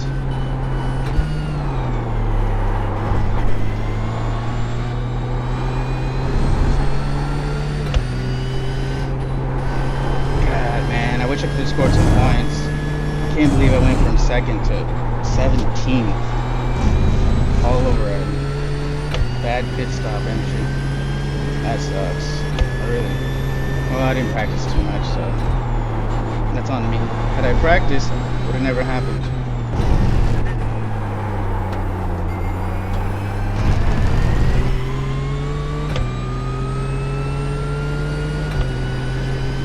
Oof. Yeah.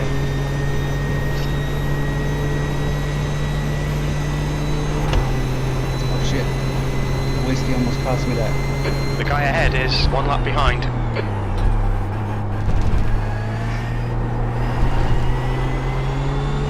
That sucks. Okay, Patrick, the next car is Hillman, C license, and their rating is 1.2.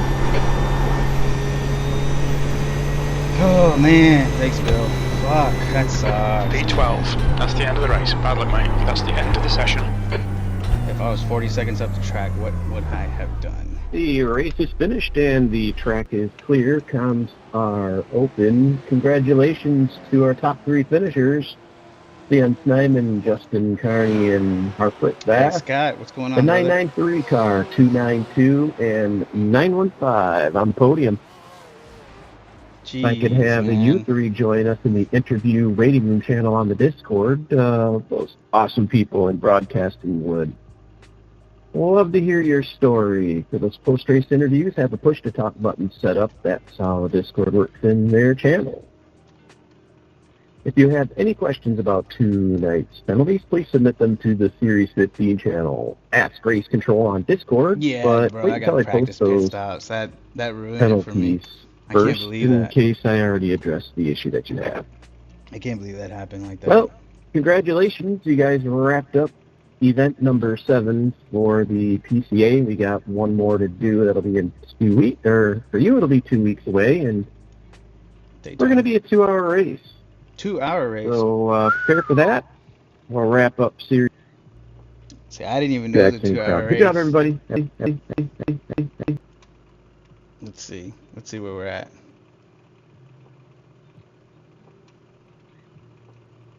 And at full blast, it's a short lap of 1 minute 20 around here. Yeah, probably one of the shorter laps that we have throughout this season, but a shorter lap means a competitive qualifying session and a really close starting grid. Here it is. Leon Snyman, who we just saw, they're going to grab his second pole position here this season. Les Carmichael going to join him on the front row.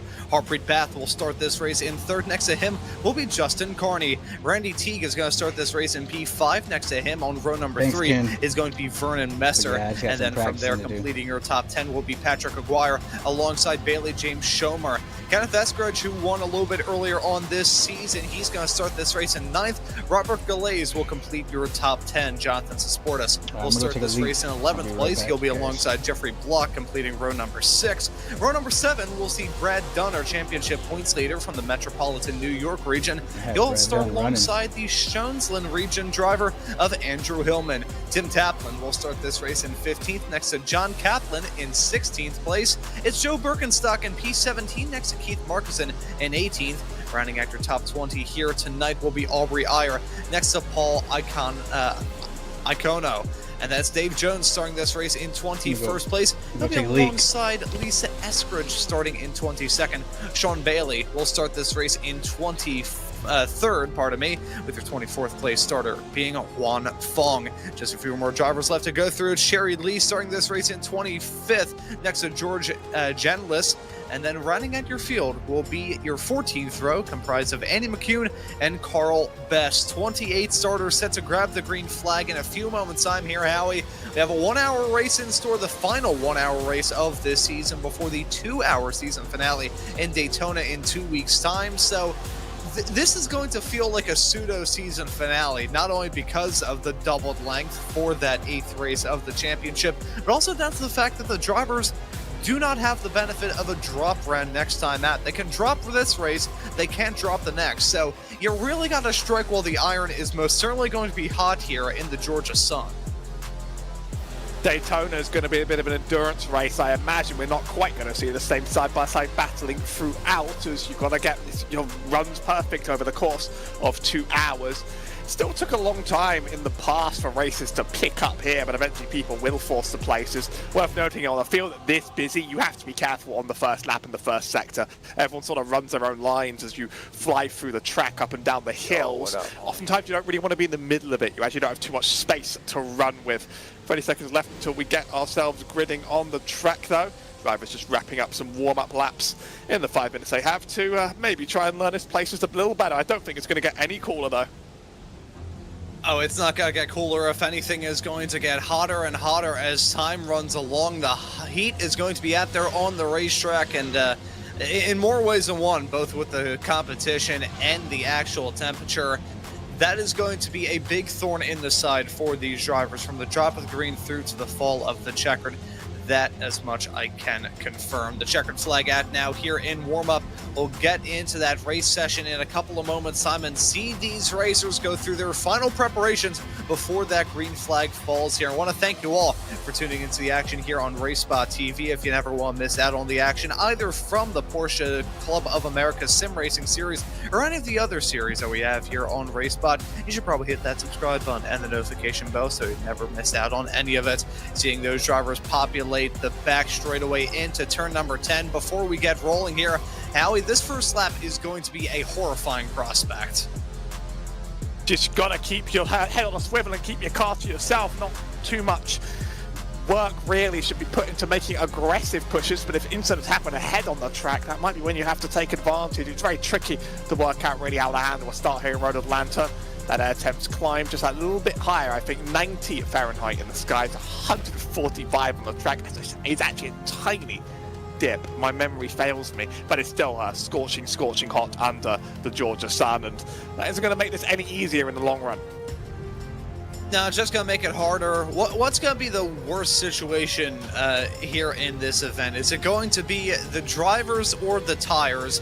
I would not want to be either, but I think I would rather be the drivers, because by the end of this race, the tires are going to be worn down to the canvas. The field deploying, heading their way off through turn number 10, the chicane right towards the end of the lap, under the bridge where a lot of chaos and craziness can go down, but I think these drivers are hoping for a clean start here in round number 7 of the PCA Challenge class as they ran their way around the final turn. It's Snyman leading us to green as the green flag flies. The drivers are on their way, and we're racing here in Braselton, Georgia. Fantastic start from your pole man. He'll lead them comfortably into turn number 1 as side-by-side racing going to go on for P2. Les Carmichael desperately clinging on as Harpreet Bath going to try and get a move put on him. Justin Carney and Bailey James Schomer complete their top 5. Vernon Messer and Randy Teague now battling for the final 2 spots inside the top 7 as we have drivers spearing off the track a little bit farther back and drivers spearing off the track right towards the front. That's Bailey James Schomer piling into the wall. More drivers involved. I think Brad Dunn may have gotten a piece of the drama there. He speared off the track. There he is in the grass. It looks like it was a smooth start for portions of the field, but as they headed their way off through the S's, the drama and craziness breaking out. Smooth start though for Snyman as he leads them out 6-7. Contact for several as well. We saw a couple cars turn around. There's going to be a lot for the stewards to work out, I think. It can get really, really chaotic in the middle of that field, and that might have kicked off a little bit more than anybody was quite anticipating. Maybe, Ron, maybe you did deliver some kind of curse onto the road. Well, 1.6 seconds our leader has, and he's going to very much enjoy that as the rest battle a little bit closer behind. Spent a little bit of single file running until someone gets lucky, I think. Eventually issues will be forced, but you've got a long race and not an immense amount of incredible chances here.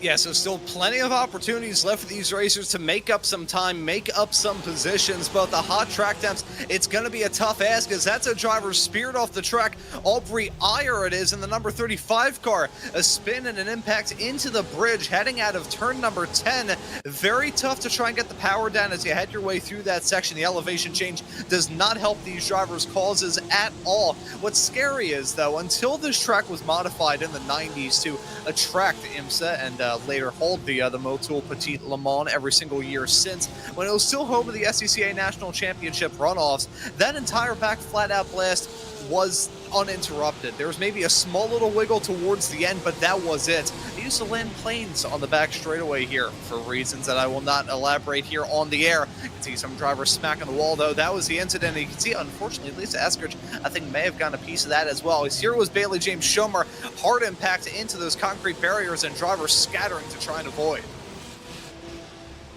Bit of a combination of a hot track and cold tyres. What's it going to do? I think it's a recipe for no grip. Now, I thought this was that kind of is contact there. I thought it was a bit more brutal when I first saw it. Now, sort of one of those incidental things that happens when you slow, but there's a lot of carnage out here on the track on lap 1. That's a horrible shot. You don't want to take one like that to the wall because that just might be your suspension down and out. And quite a few drivers with serious damage already. We're already getting scared though.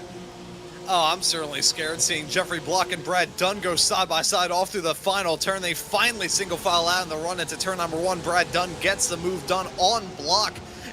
Dunn, your current championship points leader, looking to just have a good day. Now, over on the club class here in the PCA as well, we saw a driver have a bit of a championship fall off, shall we say, after dominating in the first half. Things haven't really gone their way in the second. However, Brad Dunn looking to avoid that like the plague, frankly, as he jumps his way up into 9th. Good racing between those two.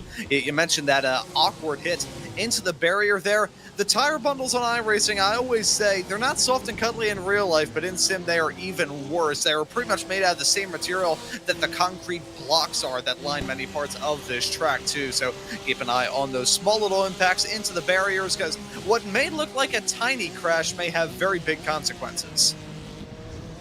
Riding on board Vernon Messer, who wanted to stick the nose out, but I don't quite think he had the run down the straight. Either way, if you're close on the rear, there's a few chances for you to force the issue. Seeing a few dramatic moves into turns 1 and 2 up and down the hill. If a mistake is made ahead, you take too much curb, bounce off it. You can even slot your car in next to it. Other than that, it really is going to be dives into the chicane, I think. And a lot of it is possibly going to be settled during pit stops. You want to just run your laps very consistently. If you run the same lap over and over again, it'll work out for you later down the line. John Kaplan only down 1 place from the start, but he's in the middle of a big tangle. These are the groups of traffic. It's quite difficult to really work out a runaround. And everybody popping around through the field like a bunch of angry flies. We're seeing now from Lisa Eskridge's perspective, though, what goes on in the middle of one of those trains is that's Juan Fong, who's decided to pull off the track. That is right before the 2, 3, and 4 section. In fact, you can see 2 and 3 from that camera shot there. So not sure exactly what the deal was there, whether it could have been an incident or potentially just pulling over to the side of the road. Certainly looked like it, as there he is, just deciding to call it. I wonder if there's maybe some sort of hardware failure. Let's see what. Could be anything on his end, but it's unlikely to be the car breaking down. I know when we say hardware, we mean the sim hardware, of course, things like the wheels and the pedals and the likes. But, you know, anything could happen in someone's life early on in a race. And a safe thing to do is probably just wrap it up right there. Good job, Dave. Here's Dave Jones into the chicane. Still going to be single file for a while up there too. Going to keep an eye on some of these gaps, so if Snyman's out, extending it by 2 seconds, you can go up the inside of this final turn. It's a little bit bold, it can be a little bit much, can be a little bit tricky. You're certainly faster, Marcuson, but you have to check up sort of entering this first turn if you're not given the space. It's rare you're going to be given the space, because the best line is to hug that inside and use all the momentum you can.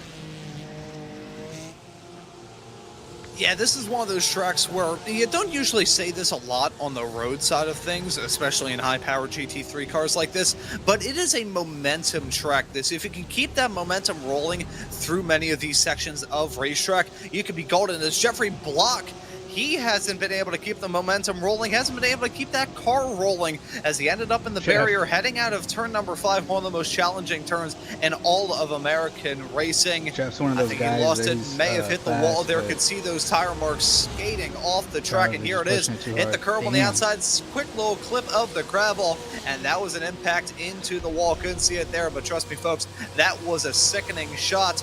If I had $1 for every single time I saw racers heading through turn number 5, or at least get very badly altered, I would probably be able to repair the damage on the cars that have been wrecked through 5.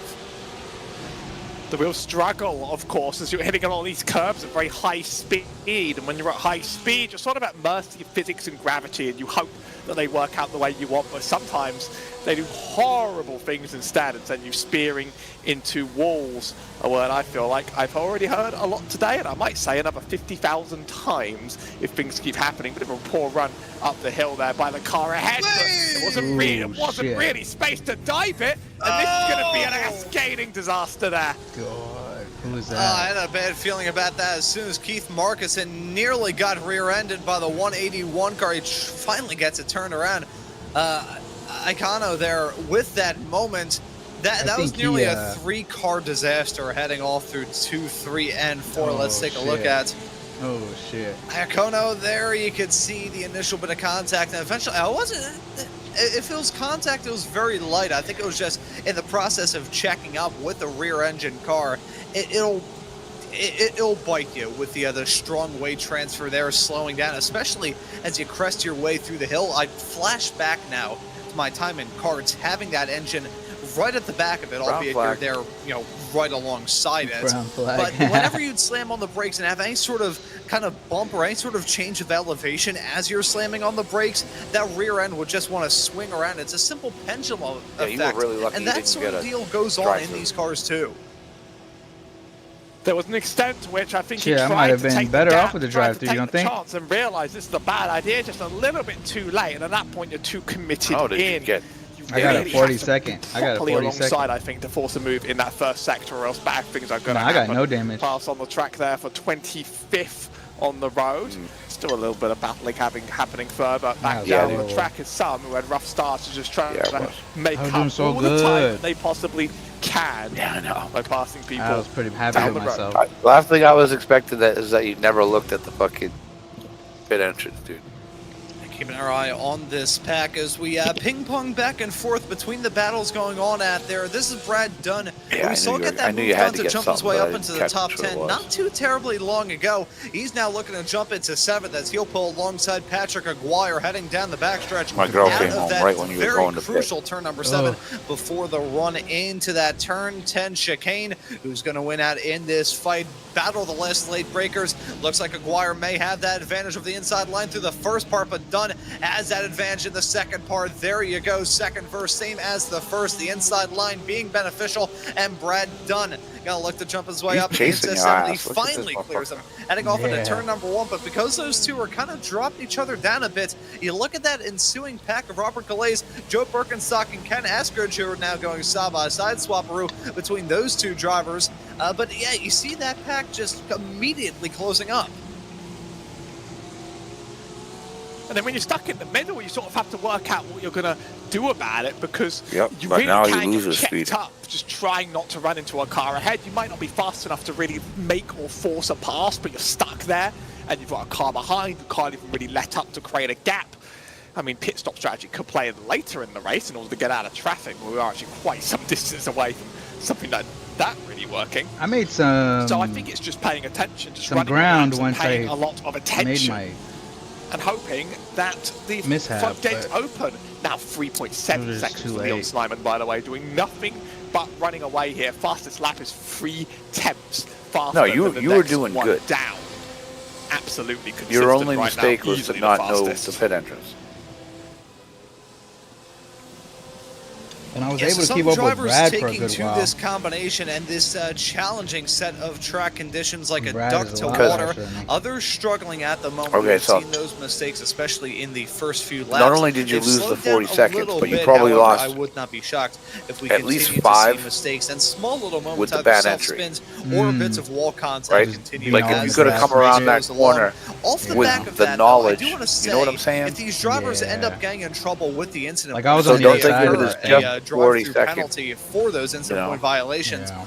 They're going to be in some trouble because here at Road Atlanta, it's a 20-second run down through pit lane if you happen to get a drive-through, which is tied with Daytona next time out, although I'm looking at the information that was given us pre-season.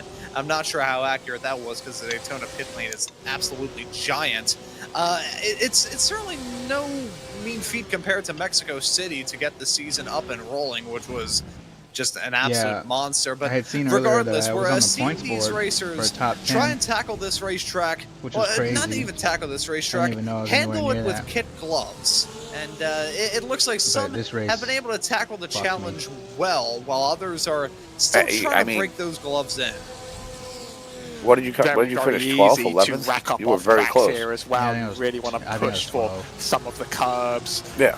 Where there's grass on both sides of the track, there's almost no runoff to really insulate you Next from the race is gonna be a 1Xs. 2-hour They race can at up, and there are Daytona. penalties for taking too many all right. incidents on the series of You have people course. forever. So this is one of those tracks that can really lull you into it. I've not heard any news of any drivers with Yeah, I'll extraordinary practice that incident with you counts, anytime you but want. some just trying to get the best laps they can. You'd be surprised at what they try and get away with.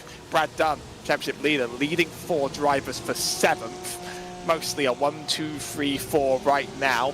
Everybody trying to mind their own business, And but 2-hour no one race, quite able honestly, to break away as it stands. You want to? I mean, And you know, off the back of what you said a few moments ago, There's gonna be a Howie, lot that of reminds wrecks, me of some judging of from the this race. war crimes, Right. frankly, that I've committed against the iRacing AI in my so time on you the basically sim. want I have the set safest AI setup you can have off to into run the moon. every It lap. is- it Ching, is ching, not ching, ching, okay, ching, but ching, ching. In these races, you can get You're away much with better a little bit when it comes to staying those on incident track points. than being Sometimes luck can be on your side. a Other half a times, second faster yeah, the luck or a will second just not faster. be on your side at all. But as we continue to see these drivers tackle the racetrack Look in at the Brad early Dunn. stages, and Leon Simon continues to pull a gap now of 3.5 seconds, we want to let you all know that we are thrilled to have Princess Cruises not Brad continue Dunn, Jeff as our Block. PCA Sim Racing title sponsor for What's Jeff up to 2026, now? with 17 ships sailing to 345 No, right after destinations on 7 I continents, said that Jeff was world-class pushing, cuisine he inspiring wrecked places in the to race. visit, and the friendliest crew at Right? sea. And that's Princess is because ready he to was welcome trying you to on go board. faster, And and probably not with a PCA setup members that he's to comfortable join the with, but was Treffin at faster. Sea 2026 Pacific But- Wine Country Cruise on the pushed Grand it too hard. Princess, sailing from Vancouver to Yeah. Los So that turn Angeles, 5, September right? 19th We to the crashed right into that 25th. fucking Go to the website wall. link on the screen, Yeah, PCA.princesspartnerships.com, or call He 833-679-2188 was coming up over the hill, and because he didn't have the to speak to a downforce, PCA Travel concierge agent. That is the rear end came out, and that was it. Also wrote, he got a tank slapper, and We'd like to thank fucking, Princess that was Cruises the end of his for fight. being the title sponsor here in Series 15 of the PCA Sim Racing guy's Series. missing his And he Did see lost a the little same bit of battling 50 going on seconds out that you there did. on Like, the if you look right now, racetrack, Howie, that's but the we're thing, seeing right? something else here And right you now. look at how Les far back he Carmichael is. with a botched He was nose with job on you. that race car. And The he- front bumper now gone. See what I'm Probably saying? listed for sale on eBay. Like, that was way costlier. Fans are going to be picking that one off. You cannot stop the car once it's rolling at such a high speed like that. It's not the first time someone's taken just a bit too much of that outside curb and then lost control and run into the wall, get a little bit of airtime entering that section. So it's a very, very difficult one to manage and master. Cruising. And I don't even know if it will be the last today. The 981 Ed trying to chase down Brad Dunn hasn't gotten too much There we go. closer. He did the same thing. Battle. That guy just did the same thing. Really, That that 912 car. window has pretty much been where he sat universally here throughout the race. Further on back, still close-up battles on the road here. Here's Dave Jones in 16th. See quite a few on the track ahead. And quite a bit of variation in lines being run down the hill. I think taking out inside ones cost him quite a bit of momentum. It's a very momentum-heavy track, and you want to keep all the speed you have by running very wide line through some of the high-speed corners here. And you know, I've got the opportunity in my iRacing broadcasting career to cover a wonder how lot Dave of finished. I racing didn't get to at see Road the Atlanta and end- a lot the of end different all. cars as well, from these high-powered racing did I. machines here in these GT3 out machines, 20-something. some prototype racing as well, and he picked it also up. some lower down ranks in the form of the Formula V and the Spec Racer Ford. In fact, the first time I ever got the opportunity to cover a Spec Racer I thought he Ford was one race of the lap was down here at cars this very at the same end. track with I the think he got- 57 I think he might have field. hit them. I think So I somebody can might let you know have- that this track I think is he might have one gotten where involved. the momentum means a whole lot, even in these cars that are much higher downforce and much more sophisticated than a Spec Racer Ford. I'm pretty sure the entire cost of a Spec Racer Ford is roughly the same cost that one of the rear view mirrors on these cars cost. No, he's a 313 car, They so say maybe GT Threat's free maybe I spec didn't hear his affordable, and by number. racing standards it's I thought I heard affordable. his By number. a car standards, I don't think you're going to be getting one of these realistically anytime soon. Lots and lots and lots goes into That, getting one of these turn, things running, like and on, thankfully the sim lets us that trash as pilot. many as we want. Bit of a battle here down the back straight. I think there's a lap car in the way, but it's opened up Justin Carney to try and take the spot up the inside. It was almost there. It was almost there. Inside's not excellent there, but if he sets up a good line now, he could have a run down the straight. That lap car has definitely added unpredictability here. And that lap car was Carl Best in the 462, just providing enough of a choke point for these two to have a really intense battle as they headed their way into turn number 6. They kept it clean, they kept it smooth, and Harpreet Beth was able to jump his way into P2, but now he's got to play a strong defensive game if he wants to hold on to that spot for dear life. It's going to be a tough road ahead, though. You think about the competitor that Justin Carney is in that 292 car. He's going to be hungry for a race win here in this event. He's off the back of 2 straight, wants to make it 3 in a row. We'll have to see if he'll be able to get the job done here tonight. Still 41 minutes and 51 seconds left on the clock. But the man of the night so far seems to be Leon Snyman as we get towards the end of this first third of the race. 5.9 seconds the margin. Ever since that race lead, he just said, see ya. I don't think it's going to be easy to catch him under race pace at all. You'll need to rely on him making a mistake. He's running laps that are literally multiple seconds faster than the 2 cars behind right now. He just decided he's just going to disappear today and be one of those drivers that was easily the best, but unfortunately we end up not acknowledging properly on the broadcast as a result. John Kaplan leads the first driver on sort of the cut line on that leaderboard on the side there. 2 behind, Keith Markinson and Dave Jones, trying to find their spot, but this was very much the energy of the race I followed last week. Oh, I will save that thought for a second as we go side by side down the straight into the chicane. Harpit Buff's got it under braking. Get a good run. Do your best there to keep that one safe. But anyway, I saw a race that was quite single file in the first half and it suddenly became extreme after the pit stops when people realized they had to be somewhere very fast. You know, that's exactly what we saw play out with the club class action just 1 week ago here on the channel. I was on the call for that, and we saw that race be, no pun intended considering the hot track temps, we saw that one be a bit of a slow burner. Started off a bit on the cooler end, not in terms of the track temperatures, just in terms of the racing, but then as time ran along and these drivers got more and more competitive, more and more comfortable as well on the circuit, they were able to should have been just looking out for where that pit entrance was. I wasn't ready for that after that bridge in the hill. Ran along. We keep an eye on a battle right now, right towards the tail end of your top 15. I wasn't even Keith Markinson aware at the epicenter of it right now. You but really, like most pit entrances you can see. That one you really have to look to just see it. PCA Club Racing is actually going to Michelin Raceway Road Atlanta this weekend. I watched so many races here. We'll be hosting the race weekend on April 10th through the 12th.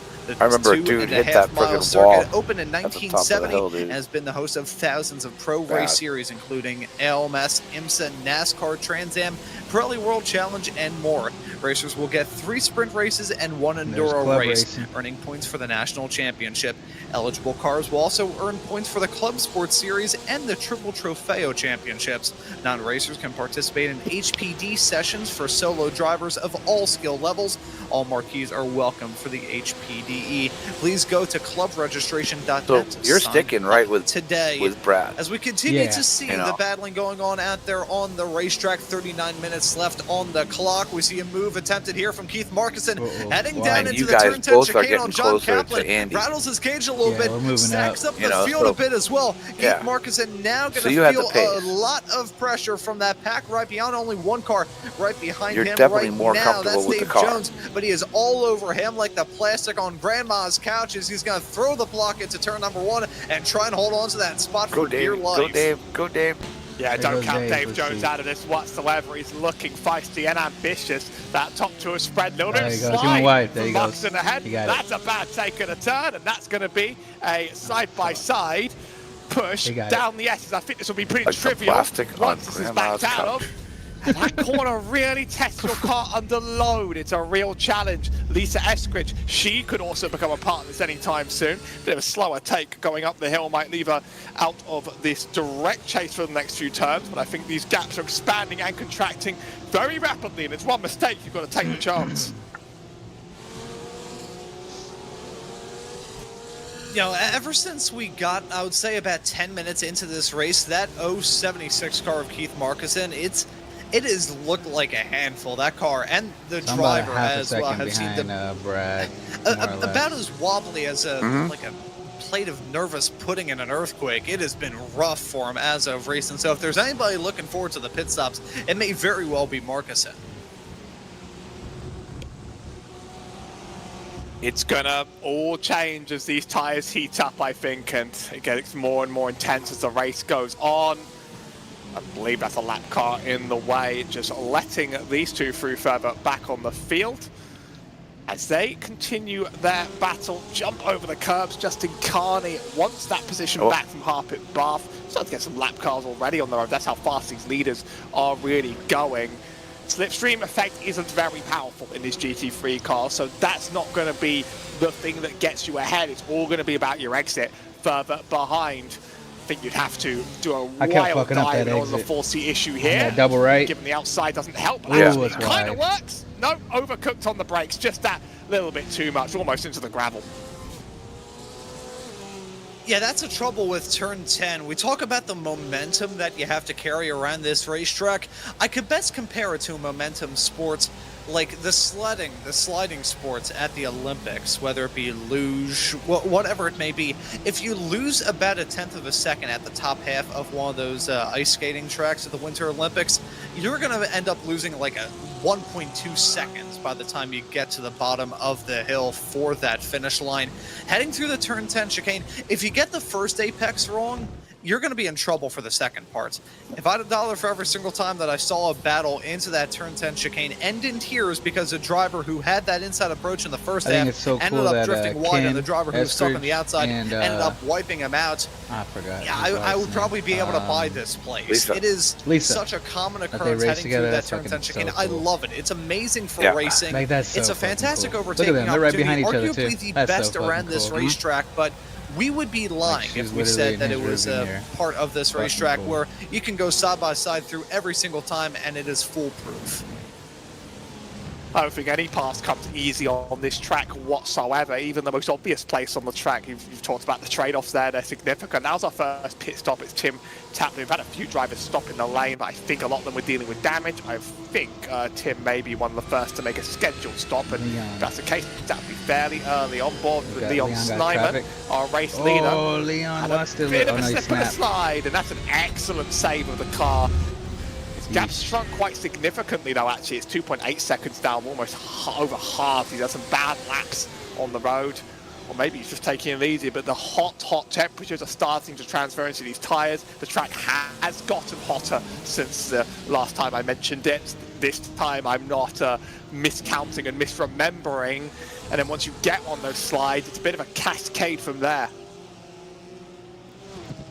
Yeah, there you can see Snyman, your race leader, among many other drivers in this field, as we nearly just saw 3 wide moment breaking down into turn number 6 through 7 right now. Justin Carney tried to get the move done there on Harpreet Beth as Beth is currently stuck behind some lap traffic. They finally get that lap car dealt with. That's Tim Taplin, but this is going to brew into a side-by-side 3 wide briefly as they headed their way down the back straightaway. Who's going to win out in this fight? Justin Carney has been looking for oh so long to get this move done, to jump his way up in a second. Will he finally clear him into the braking zone? Turn number 1, he will. That's P2 for Justin Carney. This could be a back and forth pendulum, I reckon. I don't think Harpit Bath is slow at all. Quite tight on the rear end of Carney already. Almost wants to try and get his revenge out right, but Carney's going to hold the inside, not completely, sort of a halfway non-committal there, forces Bath to check up, and that's going to give him just that little bit of an advantage running up the hill. That's an unusual place to run, but it's actually quite smart racecraft. I don't think Bath's going anywhere though anytime soon. More drivers now running in their pit stops. We consider the window open. These leaders might have a different strategy though. And we have seen throughout the week the pit strategies be incredibly varied throughout the field. Drivers up the front going for something well different than the drivers in the mid-pack, who are doing something well different from the racers at the tail end, as Harpreet Beth ran a little bit wide off through turn number 6, loses out on just a little bit of time, runs wide again off through 7, and that's going to hurt him big time. If you get a bad exit heading out of 7 onto that back straightaway, you're going to be done for. As look at Les Carmichael losing out on a spot to Andrew Hillman. That front end damage still hurting him dearly as he gets a move put on him through turn number 7, but the side-by-side fighting continues. Contact made as they head their way down the back straightaway. Carmichael maybe a little bit frustrated with the damage on that race car, started on the front row, now desperately clinging on for that final spot inside the top 5. He's going to draw alongside, heading into the braking zone, down the hill, through into the turn 10 chicane, and Carmichael will hold on to P5 for now. That front end damage has got to sting. That front bumper missing, that front splitter I'm sure is all types of screwed up. That car has got to be handling terribly. Able to hold on to it on a track that's hard to hold on to, though. Here's another move to the inside, not enough momentum up the hill. We can clearly see it is affecting his pace somewhat, but it's not a tremendous failure that's seeing people fly by. Carmichael's held on to 5th for now, and Hillman's got Dunn to worry about as much as he's got passing this damaged car. Carnick might not even know is damaged up ahead, by the way, but you can see that thing is just bouncing and sliding all over the track. I think Dunn's the bigger threat here to the free car. Yeah, I think so as well. As those two were battling, Brad Dunn has just got himself involved in this fight. He's not reaching in and kind of either breaking up the battle or forcing these two to get close together so they can start throwing punches at each other. He's just there kind of looming behind them ominously. It's like just seeing the silhouette of a wind turbine off in the distance. It's just somewhat eerie in an odd way. Brad Dunn, will he go for the move into turn number 10? He will not. Now, the tides of this battle have already changed a lot. I expect them to change quite a lot more as we go throughout the next 10 minutes before we really start to get head deep into those pit stops. But right now, I think there's one benefit that Les Carmichael has here, Howie. As much as that car is probably not feeling factory fresh, as much as the handling is probably terrible, he can rest easy knowing fully well that the entire field is dealing with some kind of handling issues because of just how darn hot it is out there. And a little bit of heat becomes more heat, becomes more heat, becomes slides, becomes impossible heat, becomes I need to change some of these tyres. Races have been won or lost based on tyre changes, and that's not always common with a limited fuel tank. Usually you'll lose quite a bit of time changing it. Dunn really wants to get it done. I mean, that's an intolerable pun. But he's getting caught up as well there by Patrick Agrea. So this is now a free car chase. Carmichael's getting away, and Brad isn't even getting the move he wants. He's being challenged much the same way from behind. Oh, and he is going to feel that challenge heading down into turn number 10. Aguirre may be going to look at getting a move done. Only 0.3 of a second the margin. I think he wasn't able to close up, though. Those two had a pretty even keel exit as they headed their way onto the back straightaway, so that plays into Brad Dunn's hands. But he hasn't been able to get that move done, as that's a driver off the track right around them. I believe it may have been the 558 of Janellis. As you can see, he's picked up a meatball flag over the past few moments. But getting back to this battle with these 4 cars, now with lap traffic involved, it is hurting these drivers as time goes along. As that was a moment for Janellis, and it wasn't over yet. Heading out of the turn. Oh! Gets turned off the front. Was that Justin Carney that he got turned off the front of? Well, one thing's led to another. I'm not quite sure exactly who that was, I'm afraid. I just work here. But, I mean, we've not seen a single steward's decision on anything actually come through throughout the whole race. I think we might see the first black flag to someone somewhere at some point, given that there were 2 there, just on a cursory look. But we'll see what ends up happening. Brad's gotten away just a little now, trying to channel his fury into Andrew Hillman, who, I mean, really, Carmichael is backing up quite the field here. You can tell he's not running at his pure perfect pace, although he's got a decent gap to the car ahead.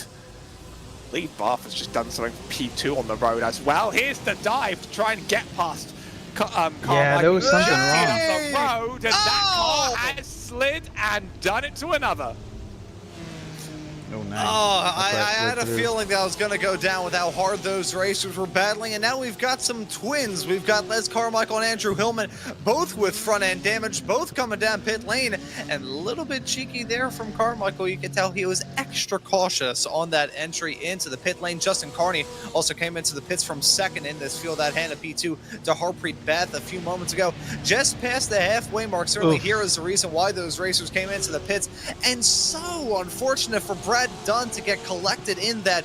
I don't think he had any major damage. If he did collect any damage at all, it's probably just slight cosmetic damage on the front bumper, maybe a slightly askew front splitter, nothing more, nothing less. I think that'll be a good break for Brad Dunn, who did have to check up a lot. He yielded that spot to Patrick Aguirre, but he did pick up 2 in the process, so I guess it's not all harm done. Dunn's been waiting to get through for quite some time, and I think that's the least bad thing that could have happened to him.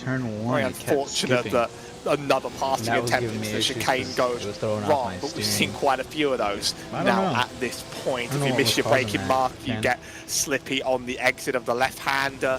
It's been another spot where incidents have accumulated. As Jonathan Sasportas had a good run, don't think it's enough to get anywhere alongside into the chicane, but it was worth a shot. Robert Geller has just holding up the 6th position quite well. And yes, I did call out a quote-unquote pass for P2. That was just in the pit lane. How could I forget that it was the pit window? It happens.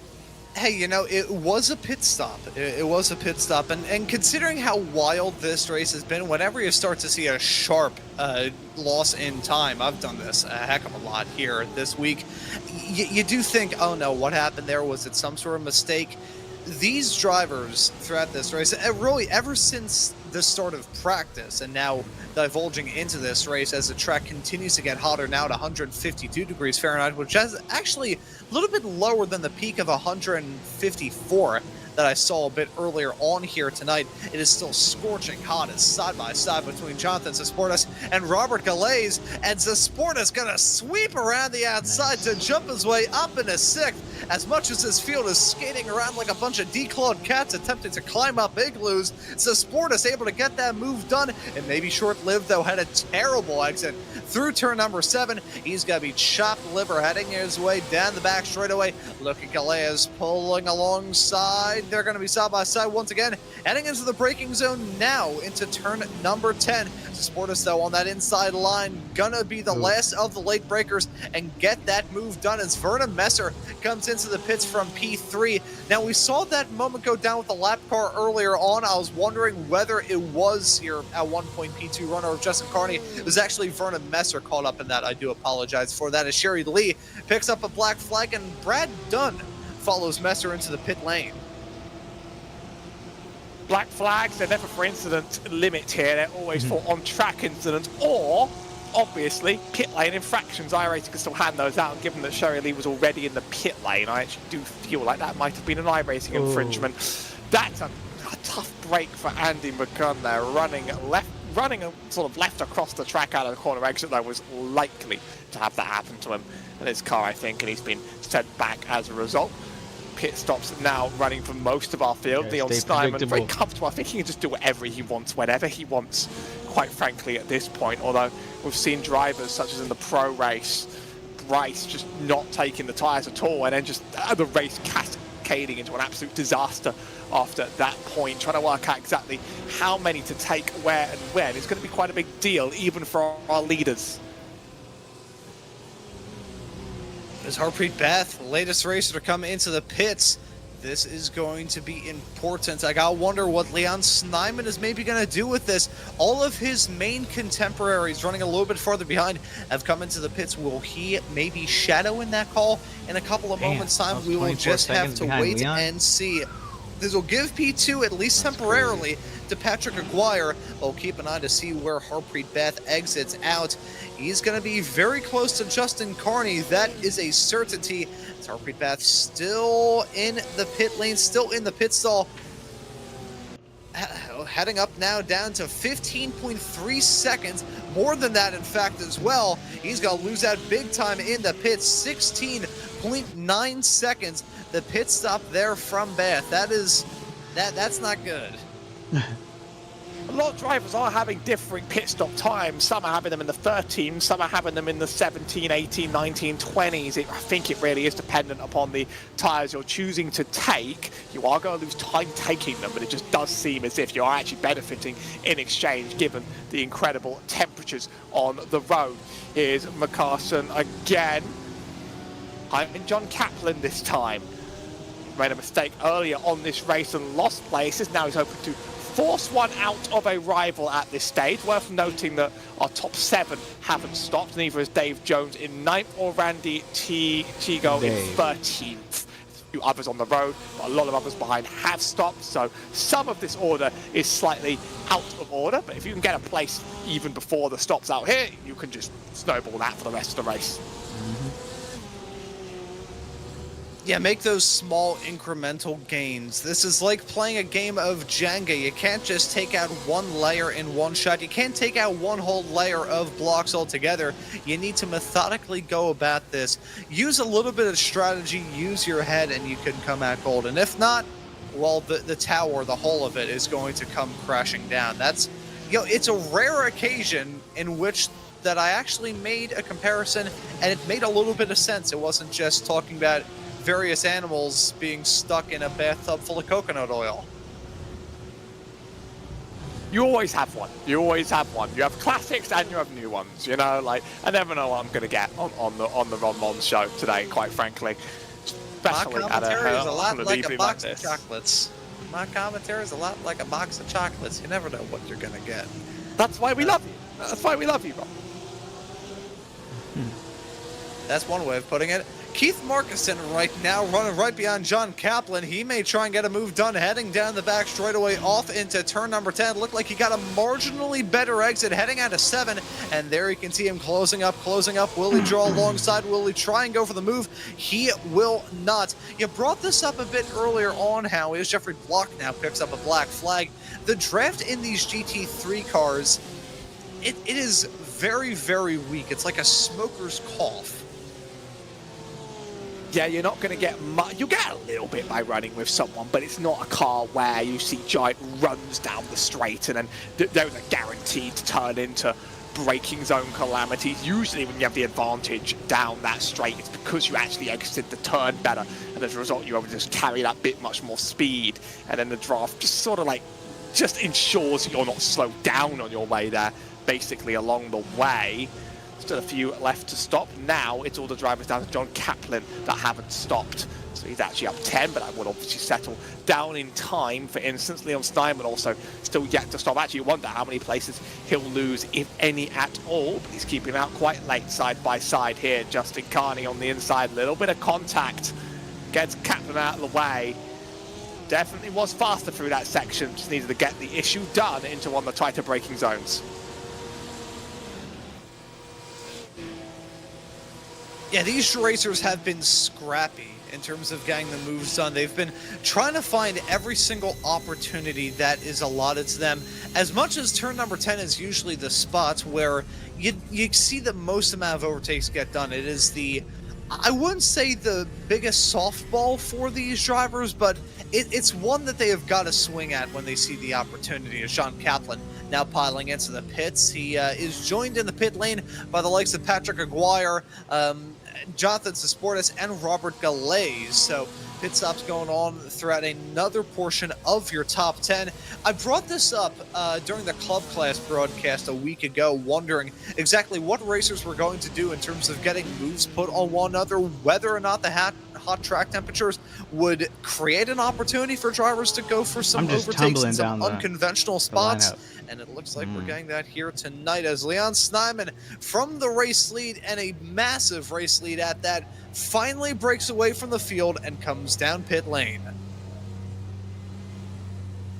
Is that a good run? I say that as if it's a thing in the past and he's lost it now forever. I have the strong suspicion that as long as he gets out of the pit lane without going over the lines or speeding, that he'll remain exactly where he is and continue this excellent run. Curious to see what he's going to do with the tyres, though. He has gone up on the jacks. We don't actually get to see how many are changed, unfortunately, on our own, but we can make a guess based on how long the pit stop lasts. The longest stops are taking about 20 seconds.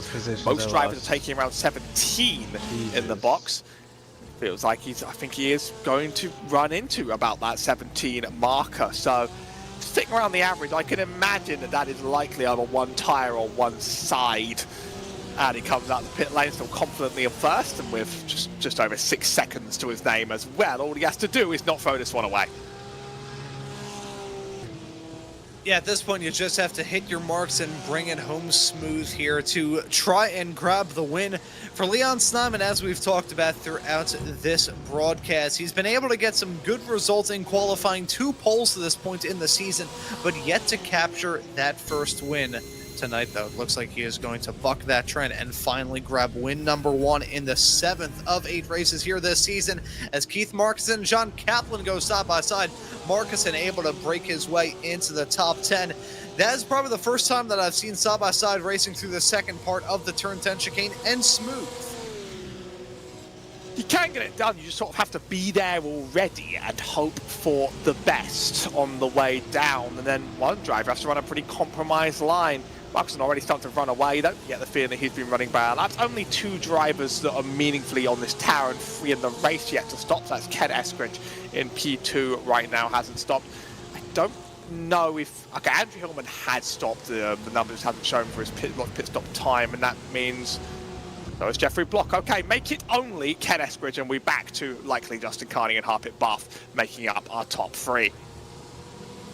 And you know, earlier on this season, in fact, at the start of this season, round number 1 at Autodromo Hermanos Rodriguez down there in Mexico City, Eskridge was able to bring that car home for the entirety of that 1-hour race, lights to flag without a pit stop. And he was not alone in that, as his wife Lisa, competing in this series as well, was able to do that too. So Ken has been able to pull off some fantastic fuel saving through to this point. It looks like that fuel saving is a bit desperate, as he's going to let Justin Carney by, not really giving him too much of a fight there, but Ken Eskridge throughout this season has proven himself to be quite the good fuel saver indeed.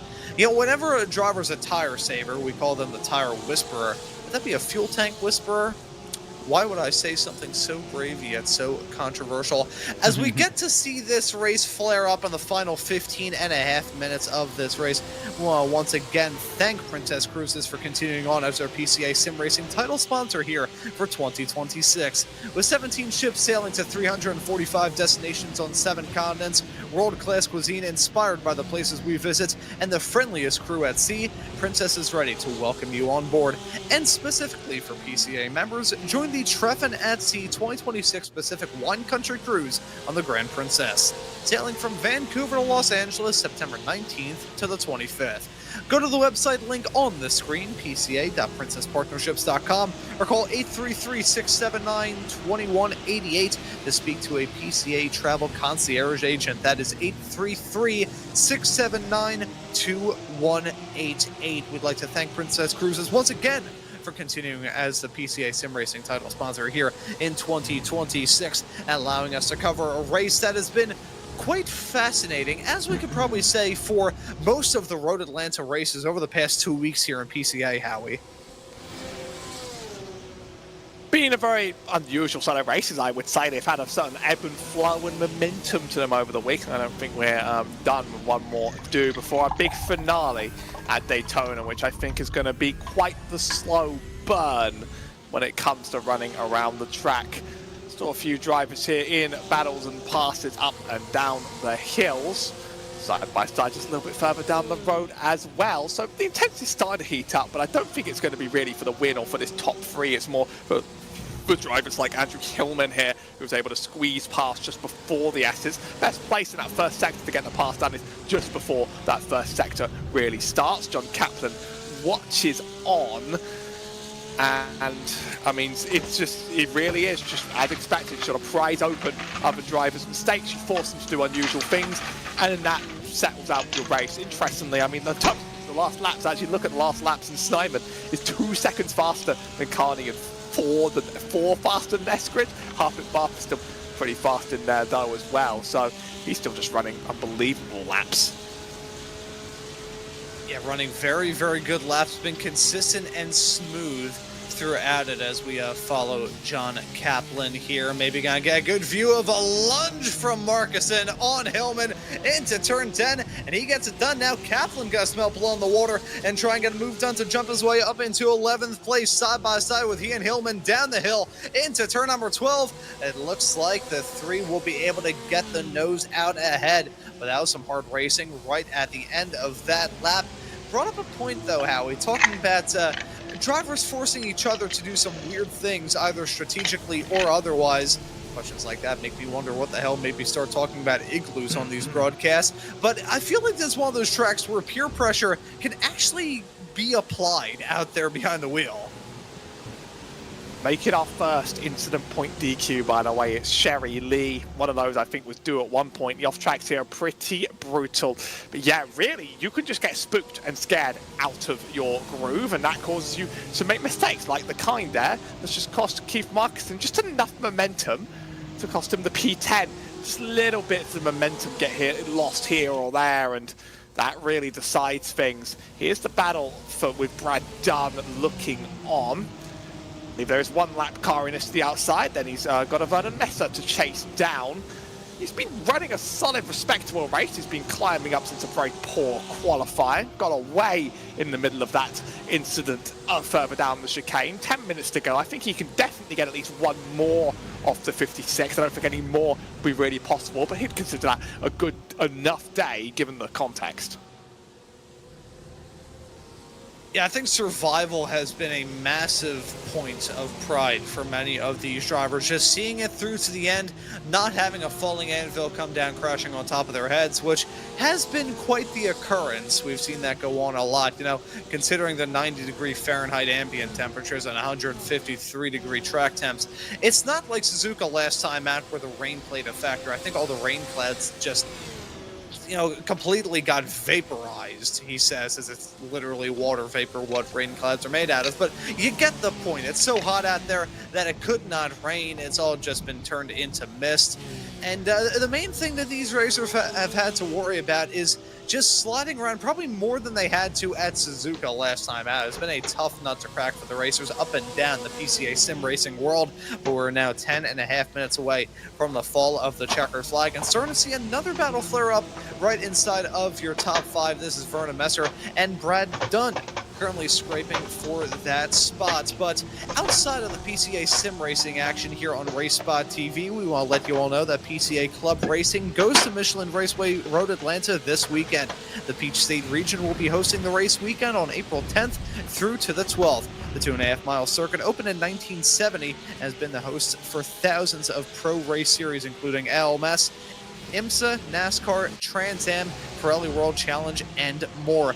Racers will get 3 sprint races and 1 enduro race, earning points for the national championships. Eligible cars will also earn points for the Club Sports Series and the Triple Trofeo Championships. Non-racers can participate in HPDE sessions for solo drivers of all skill levels. All marquees are welcome for the HPDE. Please go to clubregistration.net to sign up today. 9.5 minutes left to go here in this race, Howie, with the track temperatures as high as they have ever been and the pressure about as high as it ever has been. This is maybe going to be, it may be the last hurdle, but it's potentially the tallest one yet. Does Dunn want to wait, or does Dunn want to force it? It gets exciting when you do force it, but at the same time it can lead to catastrophe. He's up 7 from where he started. This may not be one of his most impressive rounds in the championship, but sometimes a good day is just one where you make the best out of a poor start. He doesn't look like the sort of driver that's posturing to force the issue right now. He's still got some space to make up as he drops back in time, but I think he'll be back up on the rear bumper of that 56 anytime soon, and at that point, the game will sort of play itself. He's running it right quite conservatively there on the exit of the S. Is just trying to really avoid a disaster on the curving. The last thing you want to do is throw away a race when your tyres are already quite worn down. So here's a little further back. We've been seeing a lot of John Kaplan throughout this race, and he's also chasing down Andrew Hillman for 10th. 10th has really been a bit of a spot where drivers have been ducking in and out constantly. I feel like all the battles have been going on for that final spot inside of the top 10. It's been an odd one in that sense, but the leapfrog nature of this track really knows no bounds, from the battles up towards the front of the field through to the battles towards the tail end. It has been a feisty race for these drivers, and I think the nature of this track, particularly the back straightaway, has something to say about that. We talk about how long the back straightaway is here, but to actually fully encapsulate that, the back straightaway here is 0.829 miles in length. That's 1.3 kilometers long. It's one of the longest straightaways in American motorsports and leads into one of the heaviest braking zones of American motorsports, a challenging one as well. Not only is it, one where you have to test that ABS here in these cars, the brake rotors would be glowing if we were racing in the night. Hey, it's hot enough out there that they're probably glowing white in the perfect clear daytime, but it's also downhill heading off in there. That also makes overtaking down there even more of a tantalizing prospect, but also one that could quite easily end in a catastrophe. I've seen too many catastrophes in my life in that turn for me to really count, I think. It gets worse in draftier cars, I think. I think in stuff that uses a slipstream more, you sort of just sit there and you just beg for mercy as something horrible inevitably happens on the end of that turn. Every single lap cars trading places. Here, you have to set it up quite a bit more, and it's led to still a few incidents. We have seen some, but it also has been a bit calmer on the grand scheme of things. So we'll take that for what it is. Kaplan's still not really sizing up a run. I actually don't know if he went any faster. No, he didn't really go any faster out of that turn, so he's actually dropping back.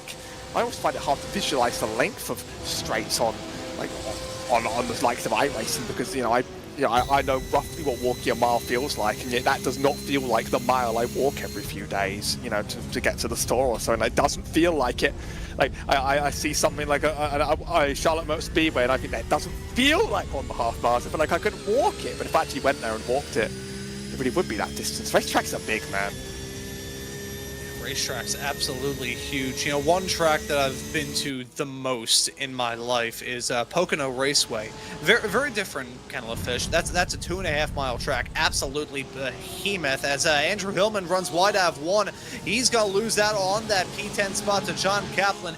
Easy mistake to make. Hops the berm and into P11 he is gonna go. But talking about the scale of racetracks, we can never really relate to how it is in real life. 2.5 miles in a racetrack, when you're encapsulated in it. I used to race in the infield course there with the SCCA autocross events that I used to be a part of, and we would be running on, I guess it is technically the East road course. It's on the infield of turn number 1.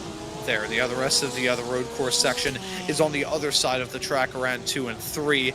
You could not even see turn number 3 where we are. Now, there's buildings in the way, but still, that is a very far, that is far, far away.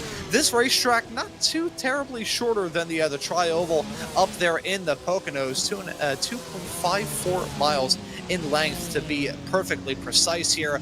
But we never really understand exactly how long these tracks are. Assuredly already picked up that disqualification a bit earlier on there, just reminding us of that one incident point disqualification. But these racers are going around a 2.5 mile long racetrack in a minute and a half. Howie, I had to go on a 3.9 mile drive to the grocery store the other day, and in traffic, it took me 45 minutes.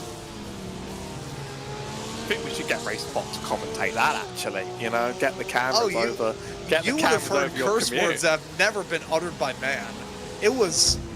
We have to cut the interviews off. We have to cut the interviews off for you pretty quickly, I think. I feel like you wouldn't really be show friendly. It's like, well, I'll tell you what, Howie, this dumb son of a, and we're off the air. Yeah, that's pretty much how it went for me behind the wheel. That it was 3 minutes and 50 seconds left on the clock, though, here in this race. Leon Snyman, despite the fact that the gap between himself and Justin Carney has started to trickle down, he's still holding on to a 6.3, now 6.4 second margin. Carney would have to take multi-second swings at it a lap to try and close up that margin. Not feeling any pressure from Harpreet Beth. Folks, just as a quick little heads up, we're looking at the intervals between cars, not to the race leader right now. So it's 7 seconds between Snyman and Carney, and a further 7 seconds between Carney and Beth. So this fight that we have on screen right now between Kaplan and Hillman is one of the closest battles we have out there on the racetrack. It's already gone back and forth about 3 times since the pit stops were fully done with. What's to say we won't go for a 4th? Here's a question for you. Why don't we consider racing on the club layout one day? Why don't we just, you know, you turn off there, and then you take the wrong way through the S's, you rejoin there, and, you know, I think that's my road Atlanta. I don't know if you can see the entrance and exit there. You can just say to anyone that has, like, sports car experience in the Atlanta area, like, club layout, and they'll make a noise like that. It's fantastic.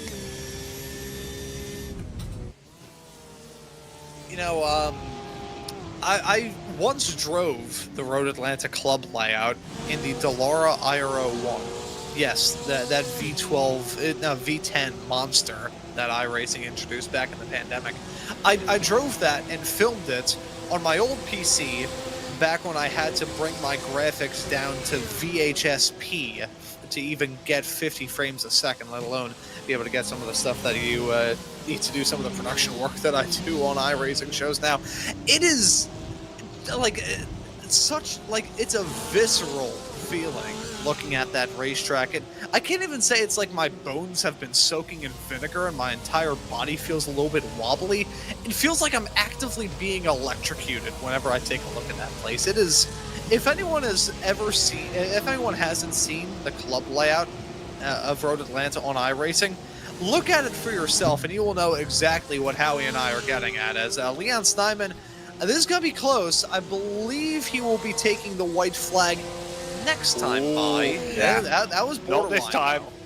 Not this time. That start-finish line's really, really close to the bottom of the hill. It means you don't really get any drag races to the line either, but make it 2 to go for the field. And sometimes you just do these shows where the leader is sort of not worth talking about, and it's a shame because they ran the most perfect race you could ever imagine, and everyone should be showering them in praise. But we've got other, you know, battles to be watching as well. You know, Simon's pretty much been playing a track day, trying to pass all of these Porsche GT3s. Same car, such different pace. It's got to be quite a relaxed drive. You know, I think throughout this pack there have been drivers with very different nights. Others have been more often than not terrified about what's going on. Other drivers, like your leader of Leon Snyman, he took that race lead from the get-go after starting from the pole. Never really looked back. At one point held on to a 40-second margin before he finally pulled down pit lane. I think dominance is really the other right word that we can use to sum it up. Although the battling is not over for the final 2 spots inside the top 10. It's Robert Calais and John Kaplan all over each other, chasing each other's tails as they had their way off into 2, 3, and 4. Andrew Hillman right there to try and pounce as well, as Leon Snyman heads his way across the stripe with just 1 second left to spare. So the white flag is now out here at Road Atlanta as these drivers picking the fine time to start battling, as we also have one with Keith Marcus and Patrick McGuire and Jeffrey Block. How desperate do some of these drivers want to get to try and make up a place? It's for a lower position, but you do it for the thrill of the race, perhaps. Carefully in tow for now. Markinson's one of those drivers we've honestly seen more of than many others on the track. He takes the inside line, takes a bit of a shot there from Patrick, and that shot's going to make him loose. Hits a run down the straight. It's going to be a drag race, and I don't think Markinson's too happy about that. Ducks to the middle, and just behind, Block is trying to go every way. Yeah, Block swapping sides like he's flipping burgers, heading down that back straightaway, trying to find any way in the book to get past now Markison. gonna go for the dive. We saw him go for a move like that into turn number 10 earlier. Does not work out. Puff of smoke. Block gonna feel as much opportunity as he ever has been to try and get this move done on Markuson to jump his way up into lucky spot P13 as they finally take the white. Leon Snyman, though, the next car behind them, is bracing to take the checkered flag. It's been a dominant drive for that Maverick Region racer. For the first time here in Series 15, Leon Snyman gonna taste the winner's champagne here at Road Atlanta. He wins it over Justin Carney, finishing in P2. Harpreet Beth set to round out your podium in third. Brad Dunn, your championship points leader, will head into the final race of the season off the back of a P5 run as we look now at the battle for ninth. This is Robert Galais, John Kaplan, and Andrew Hillman getting some lap traffic dealt with as they head their way onto the back straightaway for the final time here. But I think we may see a run attempted from Kaplan. You can see he got a better exit heading out of 7.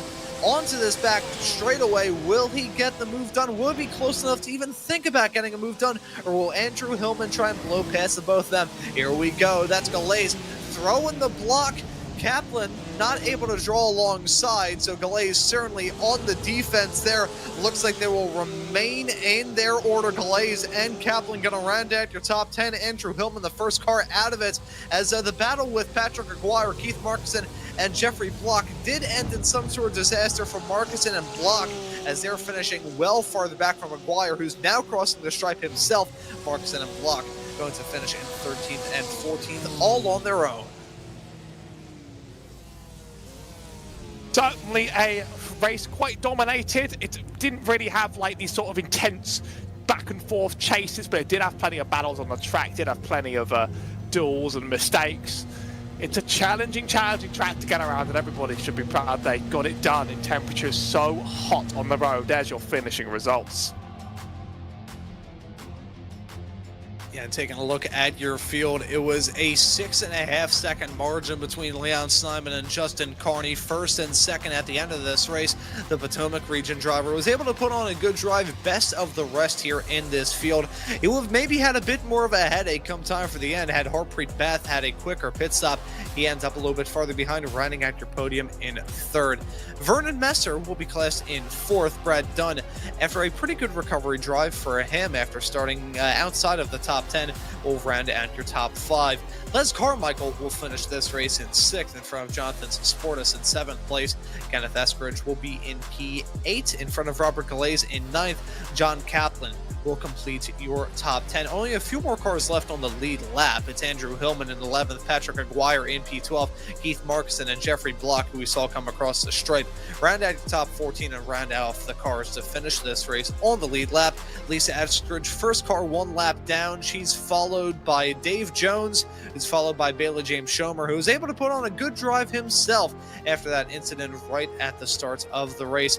Randy Teague is classed in 18th in front of Tim Taplin in 19th place. Joe Birkenstock will complete your top 20. Just a few more drivers left to go by. Some of these racers running into troubles, either disqualifications or DNFs. Sean Bailey 1 lap down in 21st. Carl Bess in 22nd, 2 laps down.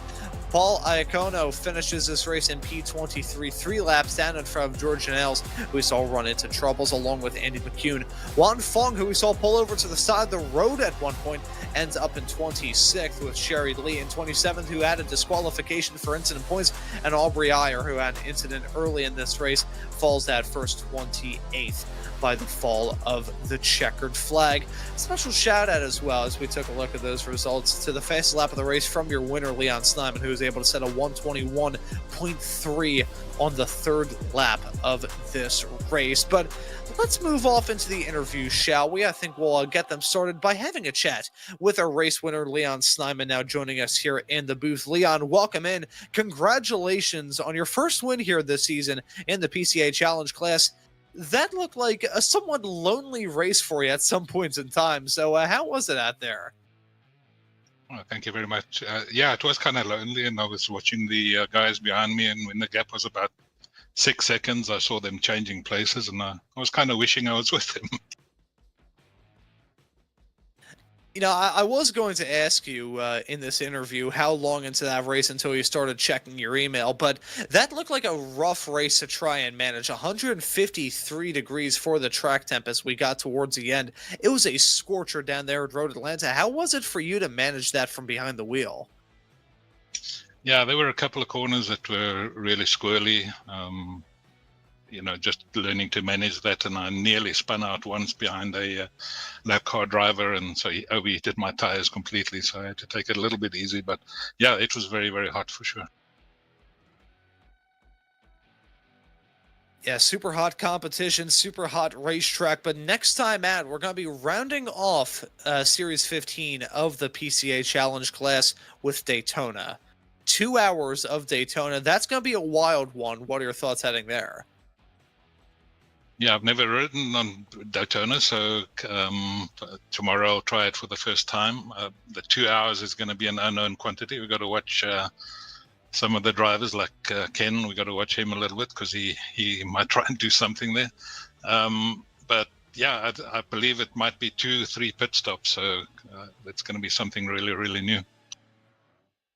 Yeah, that's going to be a wild one. I didn't ask about it last week in the club class race because when I first heard, I thought that it was an April Fool's joke, if I'm being completely honest. But Leon, thank you for joining us in the booth, and we will look forward to seeing you next time out for the season finale at Daytona. Thank you, and thank you for what you guys do as well. It's our treat as always. That right there was our race winner, Leon Snyman, joining us here in the broadcast booth. Howie, I will pass the mic off to you to have a chat with our P2 finisher of Justin Carney. A little bit more. Oh, I needed to actually wait for Justin Carney to join before even trying to speak. Justin Carney, a little bit more battling on the track for you, even though the winner got away. How quite was it trying to duel on a Road Atlanta this hot? Oh man, it was a fun battle early on with Harp, but Leon just checked out and doing my best to try to close the gap. But we were battling early, and I think we just kind of lost time to him. What's your favourite part of the track to run here, and which one seems to just catch you up every single time? Some had a lot of problems with off tracks, others mistakes all around. You were quite consistent though. Yeah, it's a really fun track. Reminds me a lot of one of my home tracks, VIR. A lot of elevation, a lot of sweeping turns. I like the S's a lot. You know, coming onto the back straight, the most important one. That's kind of my Achilles heel. But luckily tonight, I was able to make it work. 2 hours at Daytona on the way.